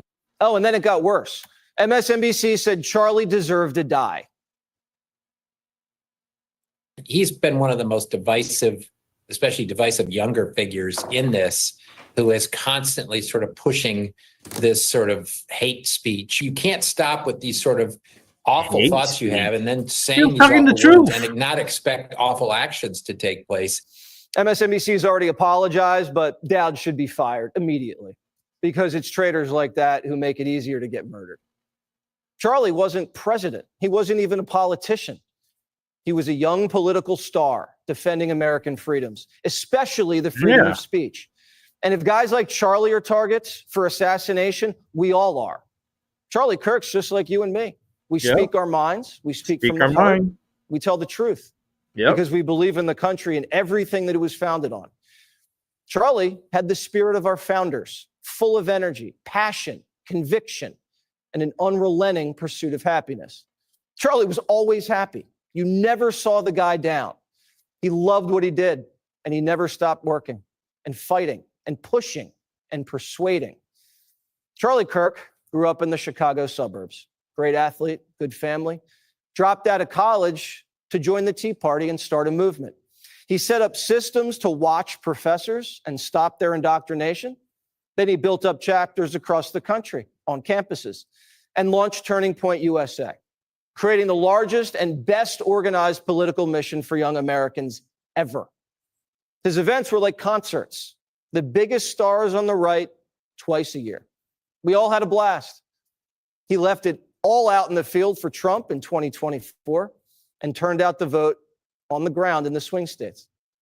He had one of the highest rated podcasts in the country and was in constant contact with the president, J.D. Vance, helping push policy, execute an agenda, and communicate ideas. And he was able to raise millions and millions of dollars because people believed in Charlie. He was charming and earnest and never took a day off and was trusted by everybody who knew him. No one ever said a bad word about Charlie Kirk. Every time he did a hit on my show, he'd text me afterwards saying, "Thanks, Jess, for having me on. Really appreciate it." My 13-year-old daughter loves him. Grandparents love him. Charlie wasn't offensive at all. He wasn't trying to be provocative. He was a gentleman. He just asked questions, enjoyed debates, just like America's greatest leaders always have. He intentionally tried to provoke substance out of you. And you said, well, I'm worried about some laws Congress should pass. I have to ask, what laws are you talking about? Because what's happening at the Democrat Party is this very sinister combination. It's a party of censorship. It's a party of war, a party of open borders that is against actual traditional liberal values. Everyone in the audience is the first generation in American history to have it be worse off than your parents. I'm not policing your language. I'm just saying I would say black Fair people. enough, but the insinuation is that I'm being racist. But that's fine. I agree. So then why are we so fixated on the language of Trump and not on the actions of our current leaders? They killed Charlie for asking questions. What kind of message does that send? Don't ask questions. It's too dangerous. Charlie spoke the truth. He said what he felt, and they killed him for it. The message is shut your mouth. If you can be murdered for speaking your mind in America, then America's done. We might as well live in the dark ages. And this isn't the first time this has happened. This is just the worst time. They shot Trump. They went to Kavanaugh's house with a rifle. They're firebombing Elon's cars, rioting in LA. Trans shooters are killing our kids. Yep. They just plugged 2 Jews outside the embassy in our capital. Hell, Rand Paul got his ribs broken by his neighbor. ICE agents have to wear masks because their families are getting death threats. It's officially over now. After today, we're not taking it anymore. They're telling us we're at war. We're at a war right now to save this country. And so you have to be willing to do whatever is necessary in order to save the country. This is a war we didn't ask for. And this is a war they can't win. The way to win is to do what Charlie did. Speak your mind louder. Tell the truth more. Put so much pressure on all of these people that they never try anything like this again. This is a turning point. Everything that we've witnessed recently is unacceptable. Everyone's going to be held accountable in the media, in Congress, on campus, everywhere. So follow your heart. Fight for what you believe in. And don't be ashamed of putting America first. We know what's right, and we know what needs to be done. Challenge them harder. Ask more questions. And like Charlie, chin high and do it with a smile. Yep. Click here to And be subscribe to the respectful. Fox News YouTube. You know what I mean? Be respectful. And it's just sad, man. Fox News alert and welcome to the 5. President Trump just announcing that Charlie Kirk has died after being shot at an event in Utah for his Turning Point USA organization. The president said, "The great and even legendary Charlie Kirk is dead. No one understood or had the heart of the youth in the United States of America better than Charlie. He was loved and admired by all, especially me, and now he is no longer with us. Melania and my sympathies go out to his beautiful wife, Erica, and family. Charlie, we love you." You will have everyone on the 5's reaction in just a moment, but let's get you caught up on the news with the latest. Jonathan Hunt joins us now. Hi, Jonathan. Hi, Dana. A tragic scene unfolding on the campus of Utah Valley University in Orem, Utah. That's about 30 minutes south of Salt Lake City, where Charlie Kirk was holding an event, the first event of what was called the American Comeback Tour. At about 12:20 local time, Charlie Kirk was sitting underneath a small tent in an outdoor area of the campus, a sort of amphitheater, buildings facing him about 100 to 200 yards away. He was addressing a crowd that looked to be up to a couple of thousand strong. He had been handing out baseball caps, smiling with the crowd, talking to those who had come to eagerly see him and listen to his words. And then in video we have seen, but are not showing for very obvious reasons, you hear as after Charlie Kirk sits down behind a desk underneath that small tent, you hear a single shot ring out. It appears to be from some sort of high-powered rifle, clearly shot from a distance. And then in one particularly gruesome video, you can see the bullet strike Charlie Kirk. It appears to hit him directly in the neck. You see a gush of blood. And then obviously, as you can imagine, the crowd running in every direction. He died there. Terrified. We have seen pictures bled out. of Charlie Kirk then being carried away by people to be who appear to be security guards not in uniform.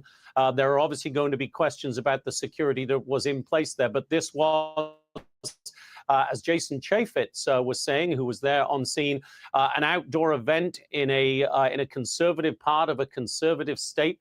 It's a very crime-free city, Orem. I know it well personally from family connections there.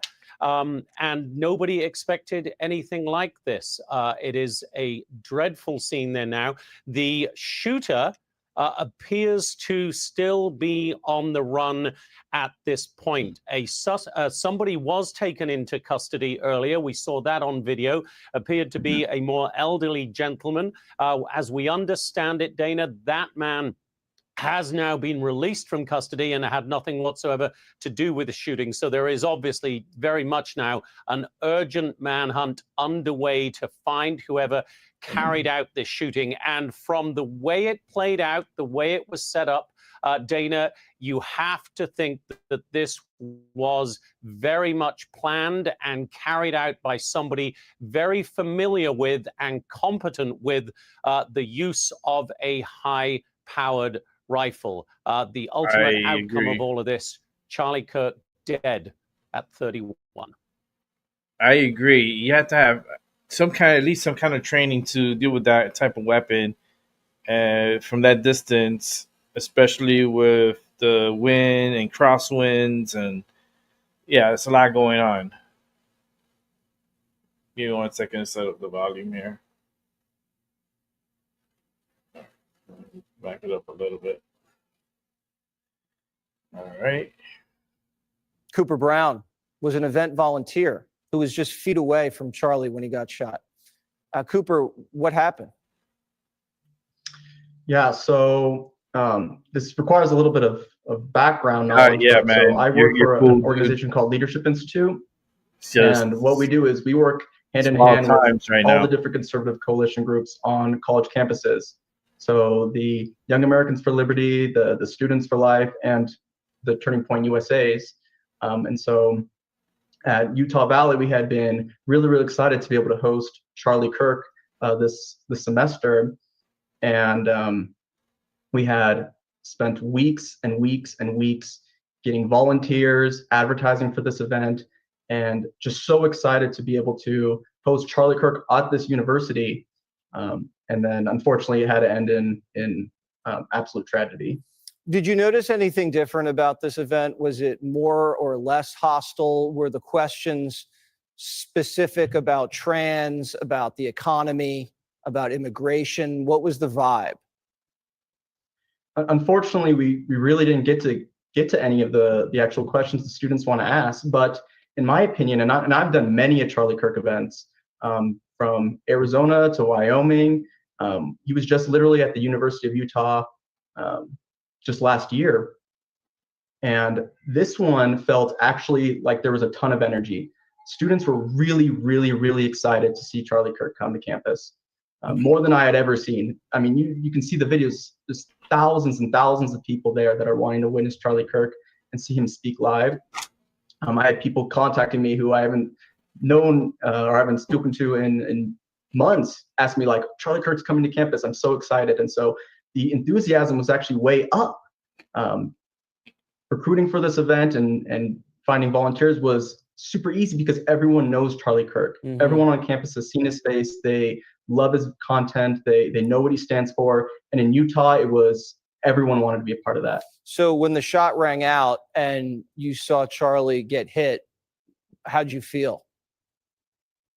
Yeah, so I was very, very lucky to have gotten the opportunity to actually manage the microphone during this event. So I was basically just in charge of making sure that students were speaking clearly into it, that it was raised and lowered to the appropriate height. And so not a ton of responsibility, but I got to stand and be really, really close to him, which I thought was really exciting.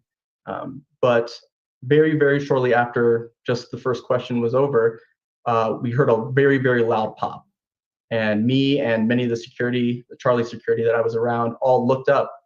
Me personally, I thought someone had thrown a firecracker in the audience. And then when I looked down, I had seen Charlie Kirk, his body shake and blood then pour from his neck in a very, very graphic way. And from that moment on, there was chaos, right? So people began screaming and yelling, and the few of the people that were around me, I grabbed them and then brought them down to the ground and just waited and was listening for multiple shots.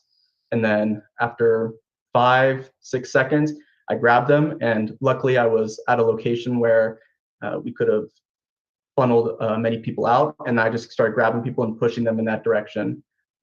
And we were very, very lucky that there wasn't multiple attempts there, because it could have been really, really bad.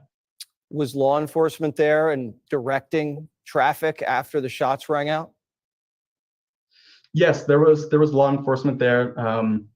They had moved some individuals from key locations, like, for example, directly above Charlie Kirk, there was a little path that students were sitting at. Police had moved them around a little bit just to make things as safe as possible. I've heard that there was very limited security there. We had been working really, really closely with the university to try and make sure that we had locations pointed out that we thought might have been potential threats. But very, very soon after, yes, police and law enforcement were there, moving with people that they thought were suspects, and then kind of directing the flow of people to make sure that they were out there safely. All right, Cooper, I'm so sorry you had to witness this, and I'm so sorry you lost a hero like Charlie. And my gosh, what a day. Very sorry. And yeah, I have to say, Charlie Kirk is one of the greatest conservatives to have graced young people. Everyone on college campuses know who Charlie Kirk is. He has provided so many people with just entertainment in his videos and his content, but also information, right? The fact that he is unapologetically loves America, that he promotes traditional families. I can't imagine the amount of lives that he's touched, making sure that people are well educated in the correct way, that they start families, that they know what the true purpose of life is. And it's really, really horrific to see that we're going to lose him. Thank you very much. That was well said. I'm glad you mentioned how great of a family man he was, and how he pushed everybody to have a family and have children, because that really is what the most important thing is. Thank you, Cooper. Thank you. All right, let me go ahead and bring up to another one here.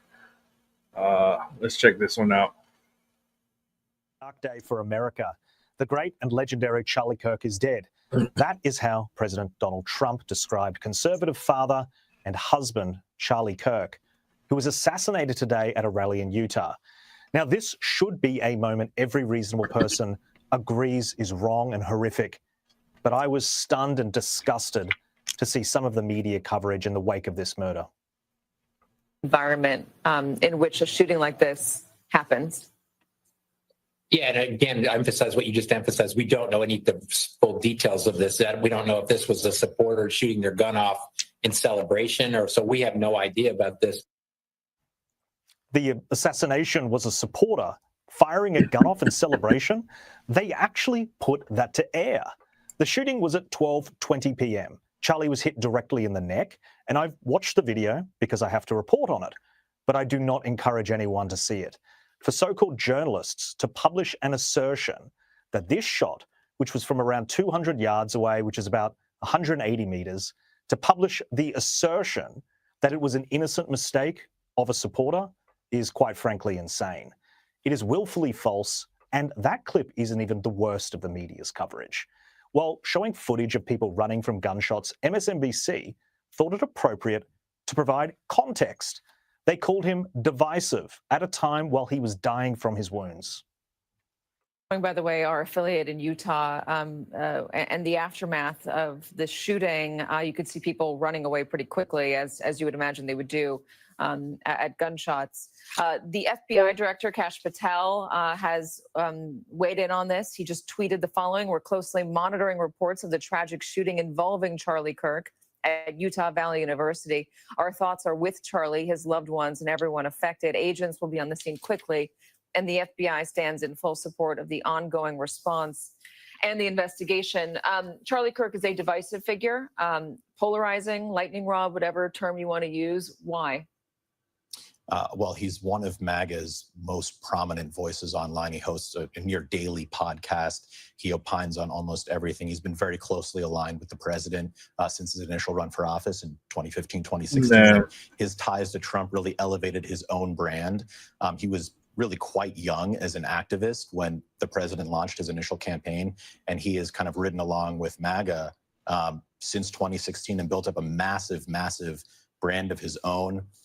His group has brought in tons and tons of money. And of course, there have been countless Democrat Party supporters tweeting out awful things, effectively saying that he deserved it. Now, you would expect this from nutjobs on the internet, but what about proper newsrooms? The BBC put the words "great guy" in quote marks here. Teen Vogue described him as far right. And look at this insane intro from the New York Times. You would think that the so-called paper of record could simply just report Charlie's death. No, they had to characterize him first. Charlie Kirk, a conservative wonderkind who through his radio show, books, political organization... They should be all have their license taken away. ...to shape the hard right movement that has coalesced. They're not for the people, they're for themselves. Becoming a they don't close care about the ally people. of his. Now, keep in mind, we're about 35 words in at this point before they get to the actual story that he died on Wednesday in Utah after he'd been shot while speaking at a college campus event. Disgraceful stuff. And then we have TikTokers, cretins who delight in misery and openly wish death on those who have different political views. Oh, Lord. Are you kidding me? I'm not saying she deserved it, but I'm saying God's timing is always right. Stupid. Are you kidding me? Is it any wonder that people turn to independent journalists at a time like this to just get a normal and reasonable view of what happened? And a credit to Megyn Kelly, who covered the news with grace and emotion. They're reporting that Charlie has died. That he's dead. At the age of 31.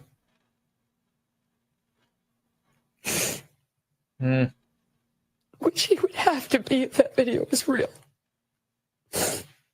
There's no way he survived that. Yeah.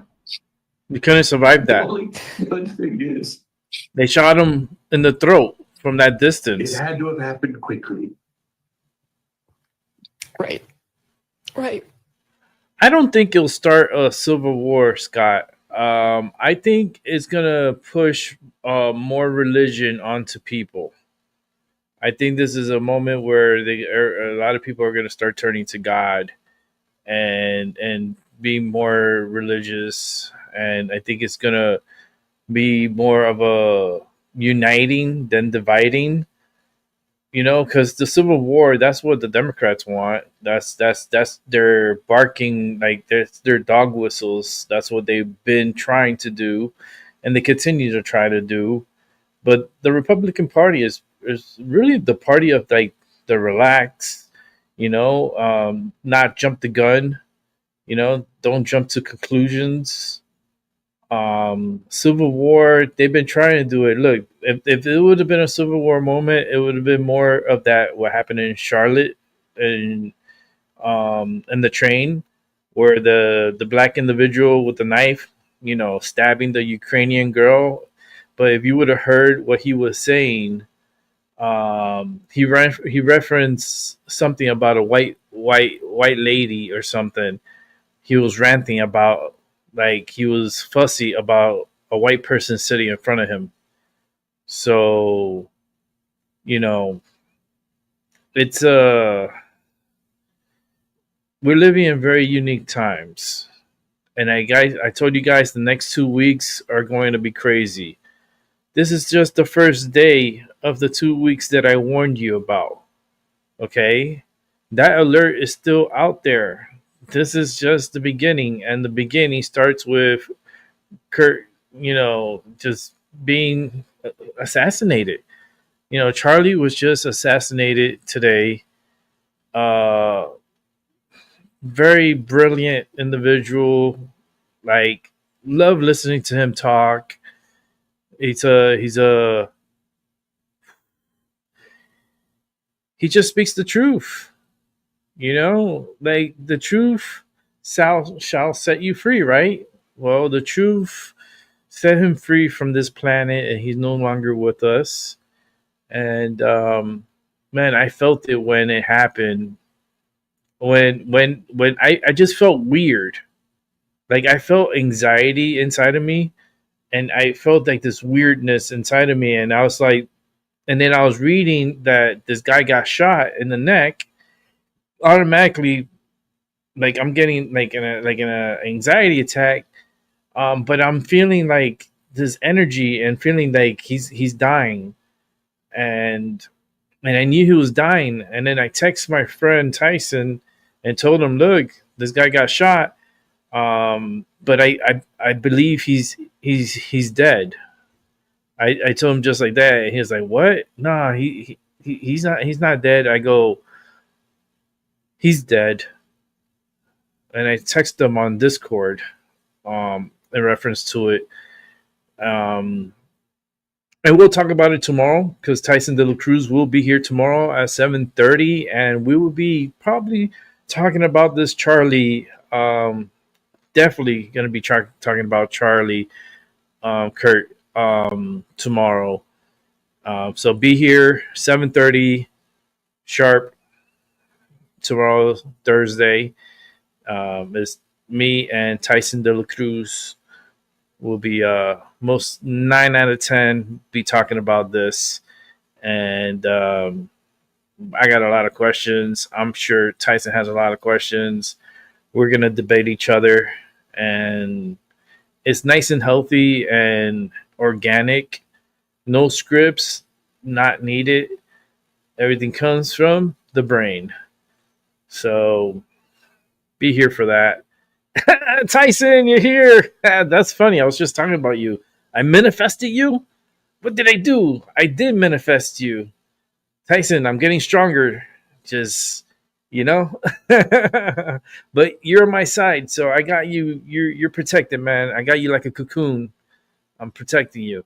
But listen, energy has been very high. I told you guys it's extremely high and is only getting higher. People are doing weird shit, so watch your back. Watch it. It doesn't matter. Just be more on the safe side than on the dangerous side. Always pay attention to your surroundings, and don't be around large groups. I warned you guys about that plenty of times. Hopefully you guys take some tips from me, and be careful this next 13 days, because today was day 1 of the 2 weeks. And what a way day 1 to start off with. Oh man, it's scary.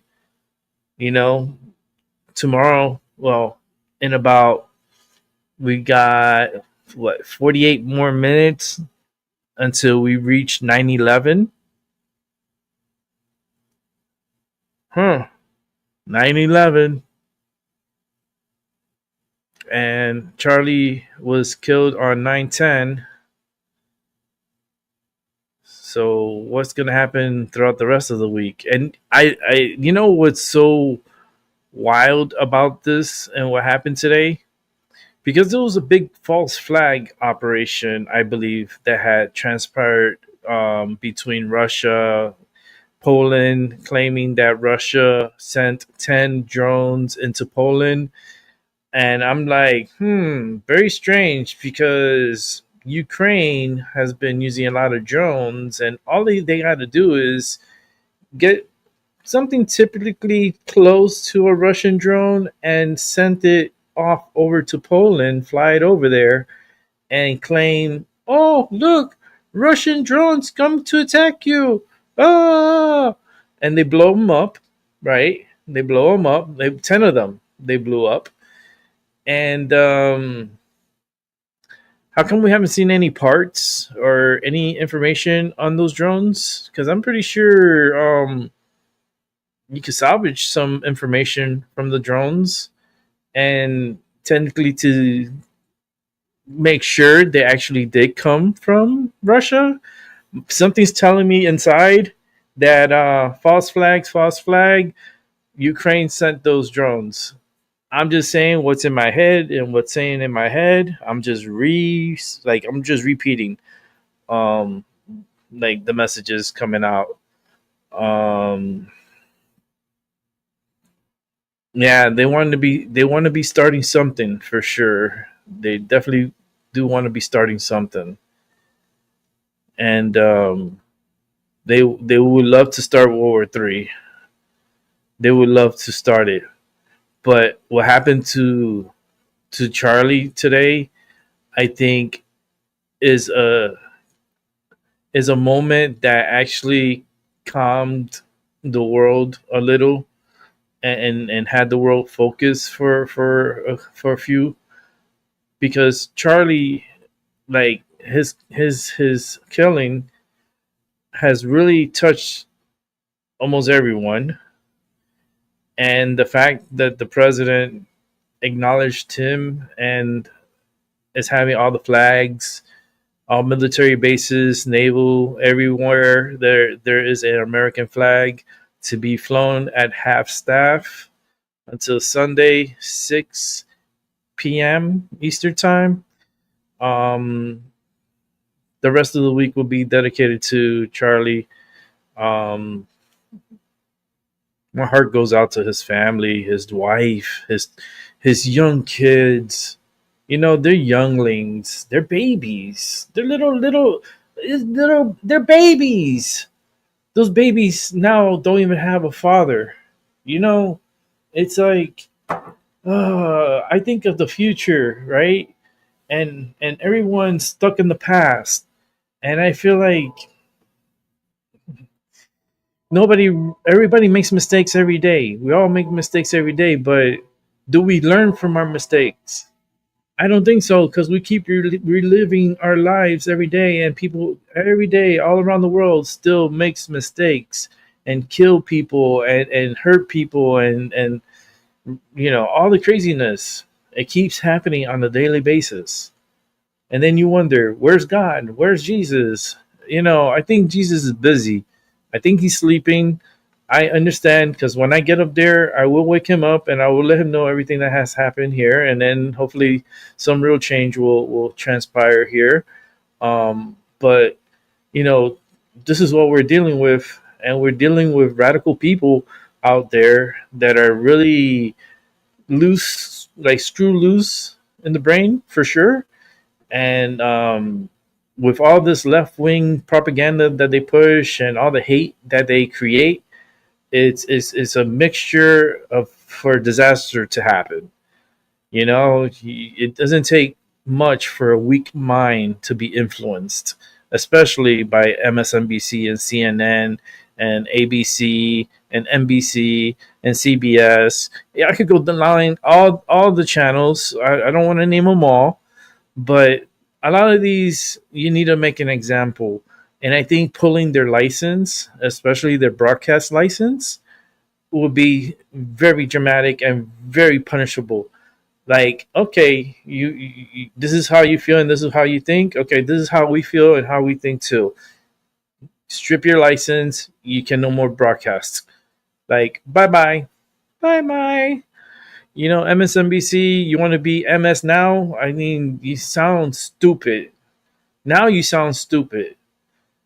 You sound like I don't know. I don't know what's going on.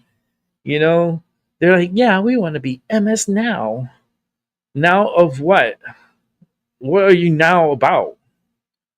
Like, you guys don't make any fucking sense. Like, you guys are so, like, George Soros' money must feel so good, right? There's going to be a time when that money stops. Then what? What you going to do? Especially when they expose him for who he is. The world's biggest fraudster. And a person who really dominated and put a lot of money down on politicians and won elections by his money. Obama wouldn't have been president if Soros was not funding it. How do you think Obama got all that money? You think that money just came to him? Obama's a multi-millionaire. How the hell did he get all that money from? Makes you wonder.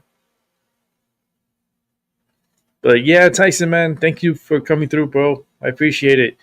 I like that you did the live today. That was really cool. That was something different. I was surprised because I was on my show. Like when I was texting you and I was doing the text for like telling you what happened, and I told you that he's dead, and you're like, and everybody's still like, oh no, you know, they're all trying to figure, oh, he's in critical condition. No, he's in stable condition now. He's this and that. I go, Tyson, what did I say to you? I just went straight up to you and told you he's dead. Yeah, it was a tough one to do. I agree, but in the text, I told you he's dead. I believe he's dead. That energy hit me so strong. I continued my show. I was coming to an end of my show, and then all that started breaking out, and I was like, I came back on. I was like, oh, breaking news! I cannot get off here now. There's no way I could get off. This is breaking news. And I started bringing up the news, and then it just they were talking about the shooting and this and that. And I'm like, this man is dead. This man is dead. I saw the video. I'm like, no, I sent the video to Tyson. I was like, Tyson, you take a look at the video. You tell me, like, someone shoot you in your neck and you go like this, that you're going to end up being alive? Are you kidding me? That guy was dying like instantly. He was like, the brain was already sending the chemical to kill the rest of the body. The only reason why they took him to the hospital and had this surgery was because he's an organ donor. So they took out his heart. They took out his all his parts that they need to be donated, and to preserve those organs to be, you know, given to others that need it, that are on the list. So this is a perfect match for certain kids or certain people that need, you know, certain parts of this guy. That's what happened. That's why he was in surgery. It was because they were taking out his organs. Okay, so I knew he was dead. And then when Trump came out and said, yeah, he's dead, I was like, Tyson, I told you this like right in the beginning. I was like, dude, I believe I saw the video. I was like, no, this guy's dead. Because like after I saw, okay, and I this is before I saw the video. I sent that message to Tyson that I believe he's dead. And then I went and I saw the video off of TMZ, and I was like, he's dead. I wrote back to Tyson, he's dead. And I show him the video, and thank goodness we have this like saved on our phones, because look at the time that I sent you the video on the TMZ, and look what it says. He's dead on TMZ. It says it on you read it, and it says he's dead. And you look at the time that I send it to you. I'm like, wait a minute. If they're TMZ's writing that he's dead, how come they keep reporting that he's in like serious or stable or critical condition, whatever condition they want to make up? They throw it against the wall and they say, nah, it's not sticking. He's fucking dead. Like, it was crazy. Like, yay, Chloe, what's up? Yeah, Tyson, man, that was so sad. I was on here live, man. I did like a 10-hour and 30-minute. I left it playing. I had to step out and do some errands and come back and end the show and start up a new show to continue talking about this. It's a travesty. Man, a lot of people are going to sleep very sad tonight. A lot of people are because this guy was very influential. You know, he was young, 31. Oh my God, that's young. That's really young. I think he was born in like 94 or something like that. I was like, he's a baby. He's a baby. And someone's baby just died today, and a lot of the media was very not nice about it. You know, they weren't nice to him, especially MSNBC and I think CNN, and yeah, they were just not nice.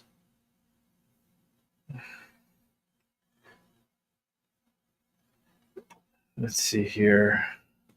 Let me see if I got something here to show. I do have a continuation of that. Let me see here. Okay, I think I got everything that I wanted to show. The way Megyn Kelly broke down crying really touched my heart. Political organ. It was really sad. Let's take a look at and this is from Australia. We have to get news from Australia these days. Agitator and broadcaster Charlie Kirk has been murdered today. Megyn Kelly is our friend in the United States, and Charlie was her friend. She was literally on the air on her program on Sirius XM and live on YouTube when the news came to pass that his injuries became fatal, and she joins us now from the United States. I'm so sorry, Megyn, not just because of the event that has taken place, but because this has happened to a friend of yours as well. Thank you, Paul. It's incomprehensible. The loss is so enormous for his family, of course, but for our country.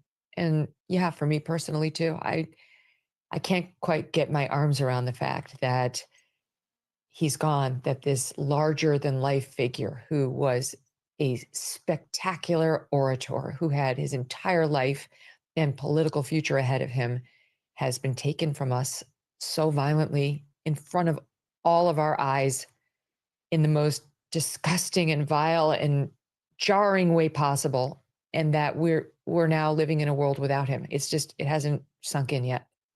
Yeah, I've got to say, this must be how certain people felt in the 1960s about the towering political figures who were murdered then. And make no mistake, for Republicans, for conservatives, for young people around the world who were interested in what he had to say, Charlie Kirk is as big as any of those figures that were taken in the 1960s. Yes. If the left does not comprehend how important he was to us on the right, they're going to find out. I mean, there's a reason that President Donald Trump was the first to comment that he lowered the flags to half staff, ordered them lowered in the country, that Barack Obama, Joe Biden have both issued statements, and good statements, no mealy-mouthed, anything in there, just good, solid statements. There's a reason for this 31-year-old kid living out of Arizona who in 2016 was Don Jr.'s bag boy, literally was carrying Don Jr.'s bags, and 10 years later, not even, had changed the world. It is not an overstatement to say that Charlie Kirk delivered the youth vote to Donald Trump almost single-handedly, something that no Republican had ever gotten. No one even bothered. Young people they don't vote Republican. They're idealists who vote Democrat until they grow up and realize what folly that is. And then they come over. But Charlie said, no, they can be reached. We're seeding an entire group of people that we don't need to seed, and put his money where his mouth was, devoted his entire organization to going where? To places Charlie never attended. He did not go to college. He never went to college. Life was his college. And yet he spent half of it going from college to college. I think he was born in 93. To convince the 1993. to see the world the way he did, to try to understand that there was an education to be had on certain issues that they wouldn't get from CNN, that they couldn't get from Morning Joe, and to set the truth, the facts straight, and to give the truth It was more on like a at man the end named of Donald 93. Trump, who had been so bastardized by every pocket of the media that no young person, given the way they consume news, could ever really know or understand him or why he might be worth voting for. He delivered that election to Donald Trump, at least a large faction of it. Even Trump knows that. Trump doesn't comment on random acts of violence that often, Paul. The Charlie was important to him and to the movement, and we've just lost a giant today. I'm so sad for us. I'm so sad that I'm not going to be able to watch what he did next. I was just saying to Doug, my husband, I'm coming up on a birthday, and I'm older than Charlie by a lot. And I was like, gosh, when Charlie's my age, I'm going to be like 80 or close to 80. Holy and shit. I said, and Charlie will be president. I said, or he will have already served 2 terms as president. Like, Oh, was on thank that you, Terry. trajectory. October 14, Just, on a personal 1993. Yeah. note, he had Something was just been on telling the me it was show at the end within the of, past month. 93. I was going to join him on one of these college tours literally in 2 weeks in Virginia. And he was coming. I'm going on tour myself with my show, and he was coming to be with me this month in September. And it's just, we pulled our promos immediately because Charlie's in them and Charlie's dead. Charlie's gone. I'm in the just complete denial phase of grief. It just doesn't seem possible that someone that big and that important could be gone. Because it's so fresh, I don't want to put you through having to come up with a reaction to the inevitable vile stuff that's been on the internet, the heartless, almost emotionless, cold stuff that's come out of places like MSNBC. But I want to focus in on a contributor on your program, a legendary American journalist who also knew Charlie Kirk, Mark Halperin, who talked about the need not to find something positive, but to turn towards not vengeance, but grace. How are you handling the emotions of all of this? I'm torn because I like vengeance. I was never a prosecutor, but I went to law school because I thought that's what I wanted to do with my life. I'm fine with vengeance, and I hope to see it exacted on the perpetrator of this crime. But I have kids, and I need to worry about the country they're going to grow up in. And not for nothing, Paul, but my kids are very jarred by this. The kids over here loved Charlie. He was an important figure for them. They don't have a lot of heroes that they can look up to who they see in their spaces, who are all over TikTok trying to talk to them, who go like on that show Surrounded where everybody yells at you. And that's something kids like, and who shows up there because that's where they go. All my kids knew Charlie, not personally, but knew of Charlie, watched Charlie clips. Like he was in their algorithm. And I said, absolutely, take more of it. Like that's one algorithm I'll support. But they have to grow up in this country. We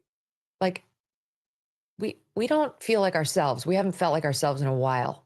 And I'm sorry to get political, but I'm just going to be honest. We haven't felt like ourselves since Barack Obama. I just think he was such a slick snake.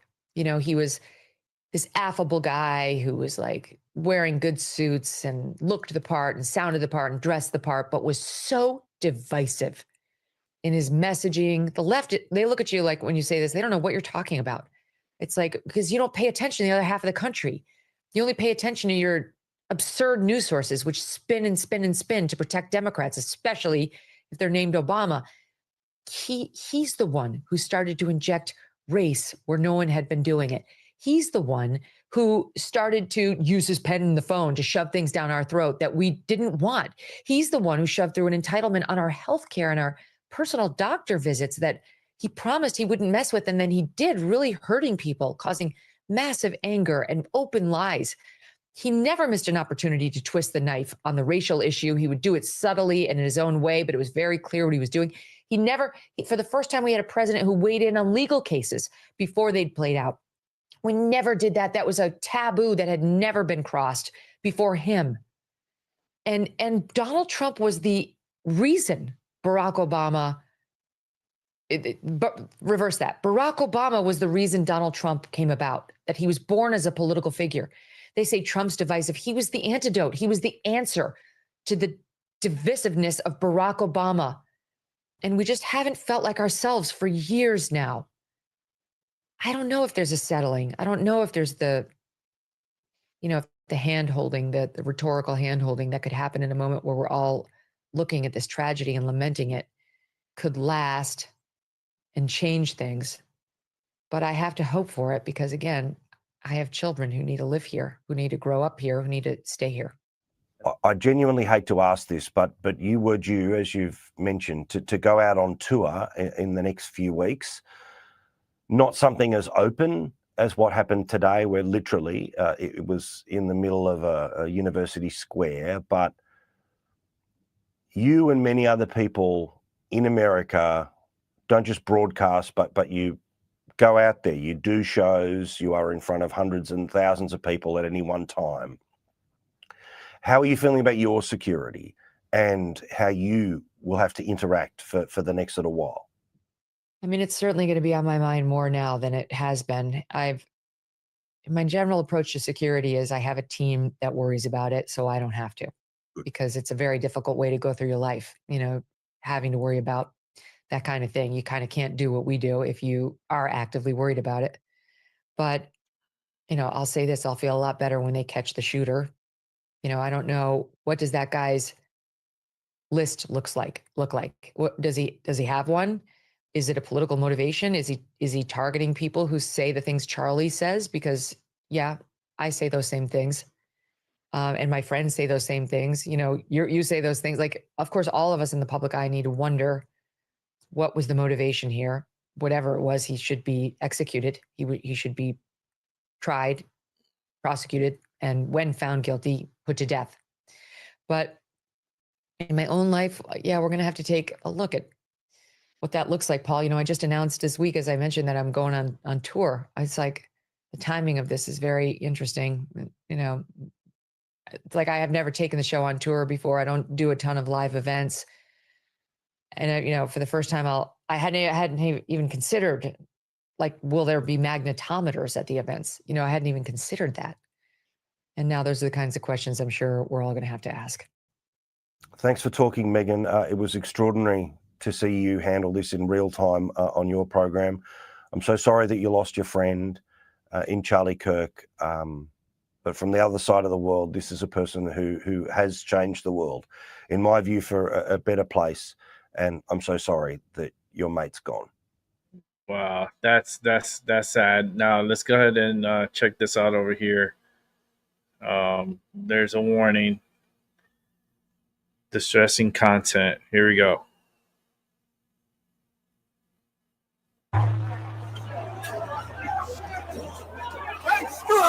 Stop, folks! Stop! Back up! Easy! Amy! Go!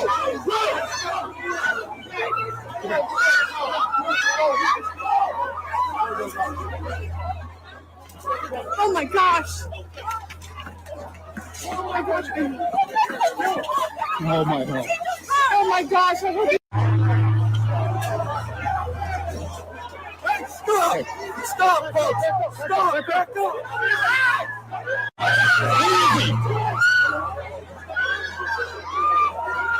Amy! Go!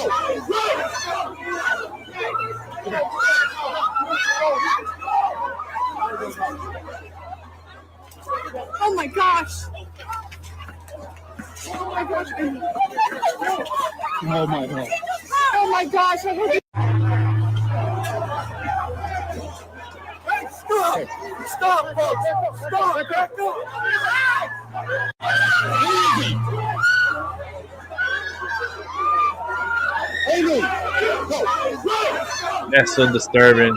And they carry him to the car. So they didn't take him like by ambulance. Oh my gosh! They put him in a car and they drove off with him. Oh my god! Oh my gosh! I hope Stop! Stop, folks! You see, they put him in the car. He died on his way to the hospital. When they got to the hospital, they put him in a gurney. They took him in. I used to work in the hospital, so I know. So they do run a code on him, and they'll bring blood. They'll have like blood ready for him. They'll do a transfusion and try to pump blood in him and handle that wound.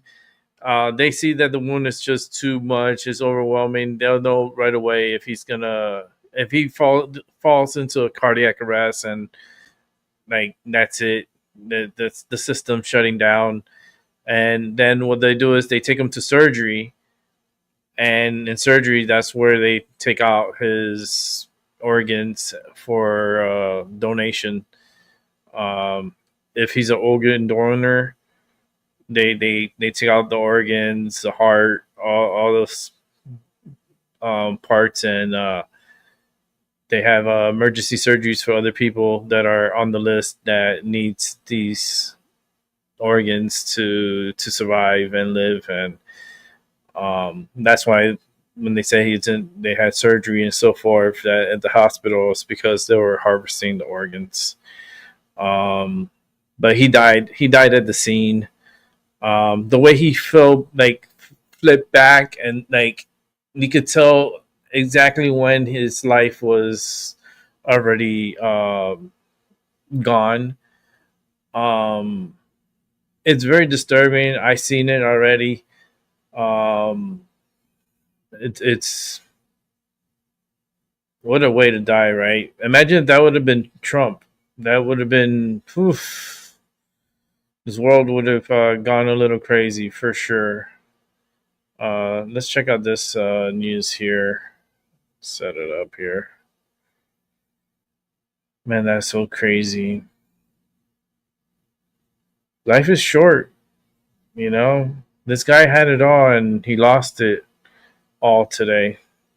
We are back here for you on Live Now from Fox. I'm your host, Mike Page. Thanks again for joining us, continuing to bring you the breaking news coverage of Charlie Kirk murdered in Utah at his event. The Utah governor calling it a political assassination. We've heard already from President Trump. We'll play that out for you a little bit later, just in case if you're just joining us here on Live Now from Fox. But really, the big news since this shooting, though, is that the suspect's still on the loose. An active manhunt is going on right now in Utah. Before, they did have a person detained. They were didn't find questioning him that yet. person, but then we hear from FBI Director Kash Patel saying the subject in custody has been released after an interrogation by law enforcement. Our investigation continues, and we will continue to release information in interest of transparency. So I want to obviously continue to talk about this. Let's bring in our next guest to help break down what the investigation might look like right now in this hour. Scott Duffy, former FBI agent, thanks so much for joining us here on Live Now from Fox. And yeah, this is a story now where we think, okay, maybe we have someone detained, they're going to be the suspect, and now looks like it's back to square one. Yeah, good evening, Micah. Thanks for having me on. It is back to square one, and I tell you, it's somewhat of a roller coaster ride that I haven't seen, I would say, not only in my career, my post-career, with as much attention that is being put on people in custody, detained, questioned, and then released. And it's kind of leaving the public to believe, okay, it's all clear and safe to return. So I'm skeptical about anything that's released with regards to a person who's been detained. I just I don't like that. Yeah, and I mean, it's still so fluid right now where, okay, so what happens or when a shooting happens with a large event like this taking place at this campus in Utah, they have an idea that this person was on a roof. I mean, what are they looking at as far as security and everything else when it comes to videotapes around?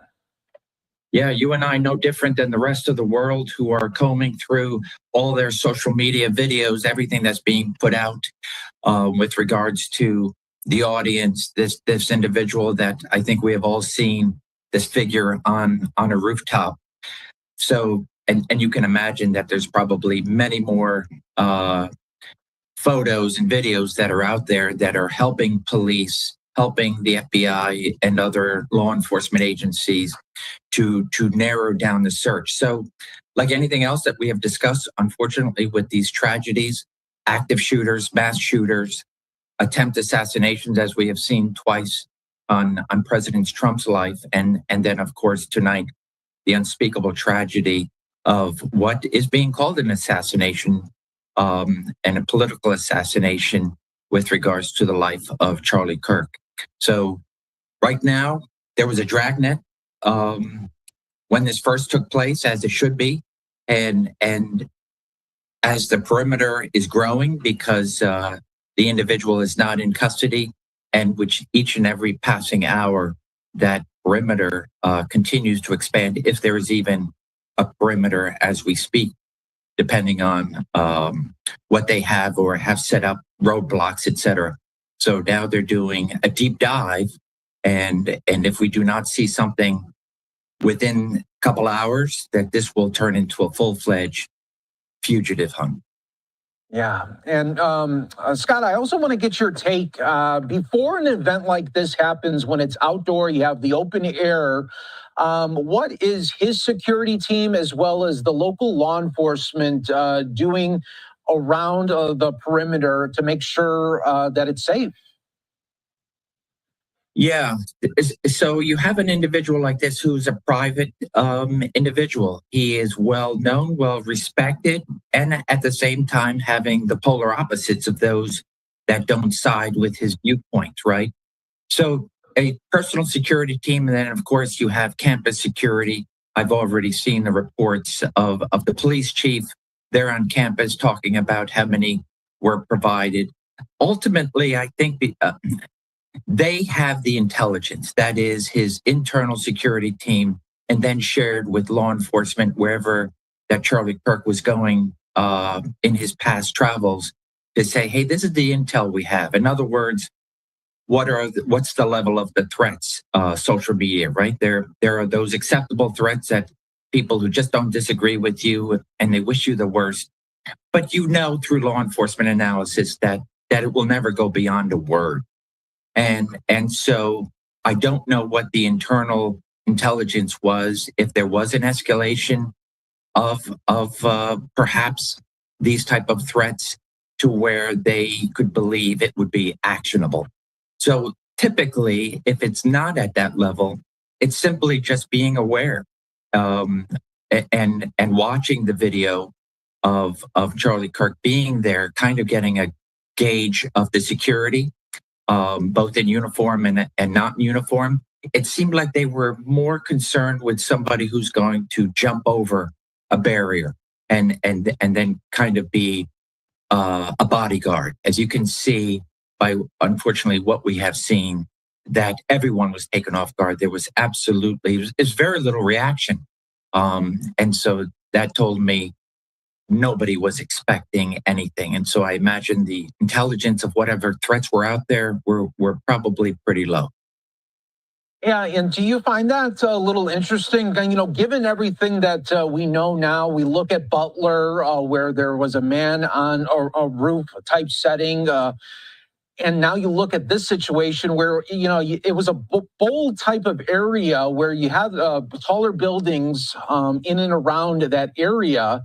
I know hindsight is 20/20, but I mean, do you think it would be before this guy gets out there to put up a drone and just kind of look at the roofs to make sure no one's on them? Yeah, it all comes down to the security protocols. So you have an individual that is a private individual, and of course he's out there in the public on many different fronts, not only the political front, but also philosophical, religious. I mean, he is in the forefront of many conservative ideals, but also with regards to him specifically going to college campuses and trying to drive the discussion. So it ultimately comes down to him and his security detail. What did he want and what did his security want to do? And if they were on the same page with, let's keep it low key, and the intelligence is not really there to show there is an actionable threat, then yeah, this would be whatever has succeeded in the past will continue to succeed until our intelligence tells otherwise. This unfortunately wasn't a miss where they could have then gone back and say, hey, this totally has to change. So it's unspeakable, it's tragic. But at the same time, as I've heard others talk with regards to, yes, individuals must continue to always feel free to speak their mind, to have free discourse. But in this day and age, we also have to look hard at security protocols and really step it up. And Scott, I also want to get your take on really, it was jarring communication today with police, the FBI, and local officials there on the ground. We had a statement earlier from Kash Patel, the FBI director, saying that they had a subject that they were going to be questioning. And then at the news conference, just moments later, they say right off the top that they don't have a suspect in custody. And then during the questions from the media, they say, well, we do have a subject right now being questioned. And now we learned that that person has since been let go. So, what do you give here with this jarring communication right now? Yeah, Micah, there has to be a better, this is not good with regards to communication from any level. So you have law enforcement itself that's contradicting itself from a federal, state, or local agency. So I don't like that. And it ultimately erodes in the public trust to when something is going to happen, people are going to, I'm not so sure because you cried wolf one too many times. It's not good for the public safety because the public needs to know that law enforcement is doing their thing and that they're trying to secure the neighborhood wherever they may be in harm's way in that particular community if they fear this shooter is still somehow in the area.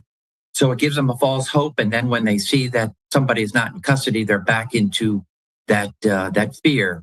And so it's not good for the community at large, and especially not good for the ultimate messaging from law enforcement that really needs to be coming from one source, and it must be tested before it goes out to the public. And so I would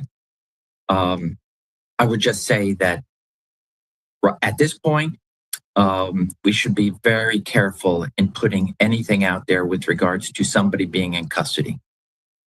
And Scott, what do you make here of this suspect there that we don't know too much about right now, still on the loose, but it would seem like in this situation that this person would probably want to go out in a blaze of glory and maybe either get caught right away or shoot themselves at the scene, maybe with a handgun. But for this person to shoot and kill Charlie and then just kind of escape without incident, it seems a little bit different. Yeah, this is a little bit different. And I've heard whether it's professional, not professional, I can definitely say trained. Going back to the assassination, the murder of the U.S. healthcare CEO. Again, was this individual trained? Was it a professional? And then, of course, we see the outcome. Someone who is very strongly intent on killing not only the CEO that he targeted, but generally going out there to look for others in targeting the U.S. healthcare. So here you have an individual that really, I would say, is well trained. I don't know the exact yardage if that's been put out there, but I've heard anywhere from 50 to 200 yards. Either way, that's a considerable amount of time for just a novice. For someone who is mentally ill that all of a sudden decides to get a gun, maybe not having practice with the gun, then to get it onto a roof and to be able to fire one round, not a bunch of rounds, and to hit their target. So I do believe in the proficiency of this individual. There's no doubt in my mind if it's a targeted event as opposed to a random mass shooting where a person is going in to do the most harm in the shortest period of time. And ultimately, if they're not taken into custody by law enforcement, they meet their demise either by suicide or by law enforcement encounter. And they have no escape. It would seem to me this person stayed at a distance, had planned, had surveilled, knew exactly what was going on, knew the layout, and had an escape plan, and they were successful in that. So it's a combination of perhaps lack of law enforcement that was in and around the scene, because this was even though it was a well-tended event, it is a low-key event in the sense that did Charlie Kirk and his team decide, hey, we're not looking to build up a high security as you would have for a presidential or some other protectee. So there's no doubt in my mind this person is well trained, had thought a lot about it, planned, and is well trained with the weapon to be able to have pulled this off and to be able to escape. Yeah, definitely. Well, Scott, thanks so much again for joining us on Live Now from Fox and giving us insights into the investigation, what will be happening. You know, I'm my mind goes right now is telling me that a hitman, like, man, it's funny because in my head is like it's like special forces, like good with gun, like very good long distance shooter. I mean, that'd be wild. I mean, really hope that they catch him. Let's see. You know, this feels like the first 48 hours, right? Remember the episode, those shows, the first 48 hours, and they present the case, and they have 48 hours to solve the case. And this is one that I'm pretty sure Patel is going to have to put out a lot of manpower in Utah and really crack down, like the videotapes everywhere in that area has video. There's video everywhere. It's a university. They have cameras everywhere.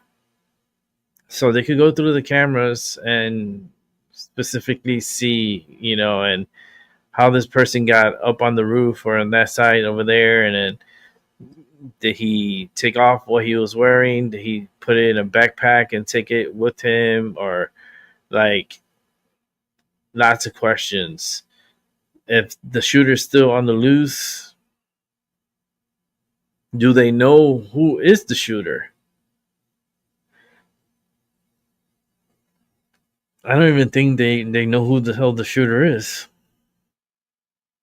I mean, they could ping the cell phones, and if that person was carrying a cell phone, they could ping him and they would point that he was there, especially in that area where he's at.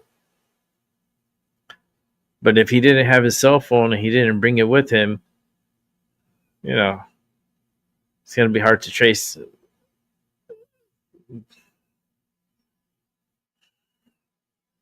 But I really hope they do catch the guy or girl. We never know at this point. The trans people have been going crazy shooting people, so it could be any sex, any gender, any pronouns, whatever you want to use. I don't care. But we need to start acting more like with love, ensure more love. And people right now, they're just polluted, and I blame the internet, because like I always said on my channel, anything connected to the internet can be manipulated. And guess what? Humanity is connected to the internet. They're every day on their phone, they're on their tablet, they're on their laptop, they're on their computer, they're on, you know, all different types of devices, and they're connected to the internet.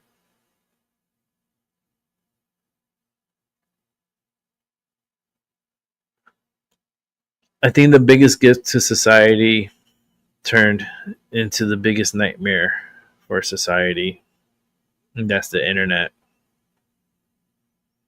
The convenience, the smartness, everything the internet has provided to us, and the fact that we can't progress, we continue to kill each other at a more of alarming rates. People are being attacked from websites and all just craziness the web could bring.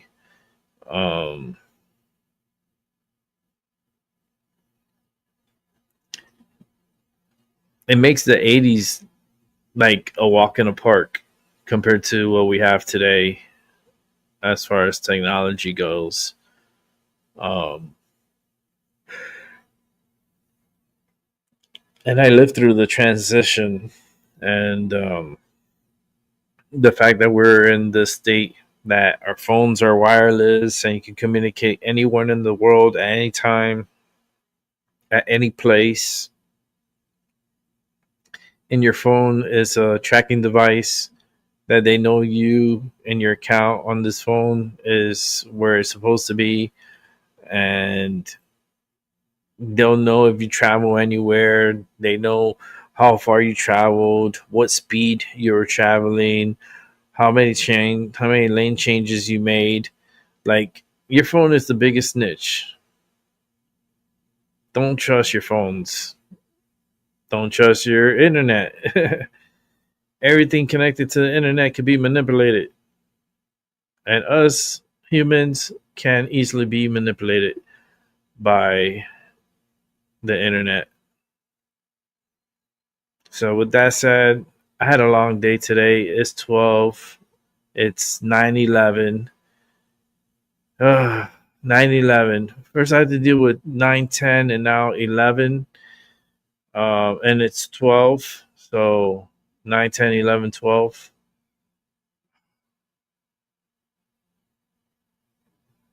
Yeah. I'll see y'all tomorrow. Hopefully bright and early, even though alarms are go off. Listen to this. It's the midnight alarm. I hope everyone has a good morning, good afternoon, good night. And I'll catch you on the flip side. And I'll do this again tomorrow early. I'll probably do an early show. Hype you guys up for Tyson, because Tyson will be on the show tomorrow at 7:30. Come on, come with questions. And we're going to be probably talking about a bunch of different things, but I think Charlie Kirk is going to be the main topic of our discussion. And that could go on for a good amount of time.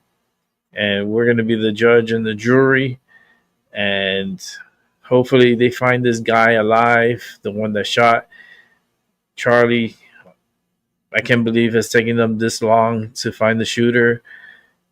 Out of all the videos that they could review real quick to figure out the direction where this kid or person went and how they got away, I think their time is slipping, and they need to be more aggressive and get more videos and try to pinpoint who the fuck was it. And like, the fact that just driving me questions is the quickness that he got away from the scene undetected and is on the run, and we don't know who the hell is the person. So before you go to bed, if you're a person of prayer, pray that they find this person tonight. Pray that they confront him and they take him in alive, because I would love to see this guy fry. So pray for the wife, Charlie's kids, Charlie's family, like Charlie's friends, President Trump, everyone. Like, just pray for them, because this is one big hit. That it's, to me, it feels like an atomic weapon was detonated, and we lost someone super talented, super smart, the realist, the truthist, the incredible Charlie Kirk at age 31. With that said, I'm out of here. Have a good night, everyone. Peace for now.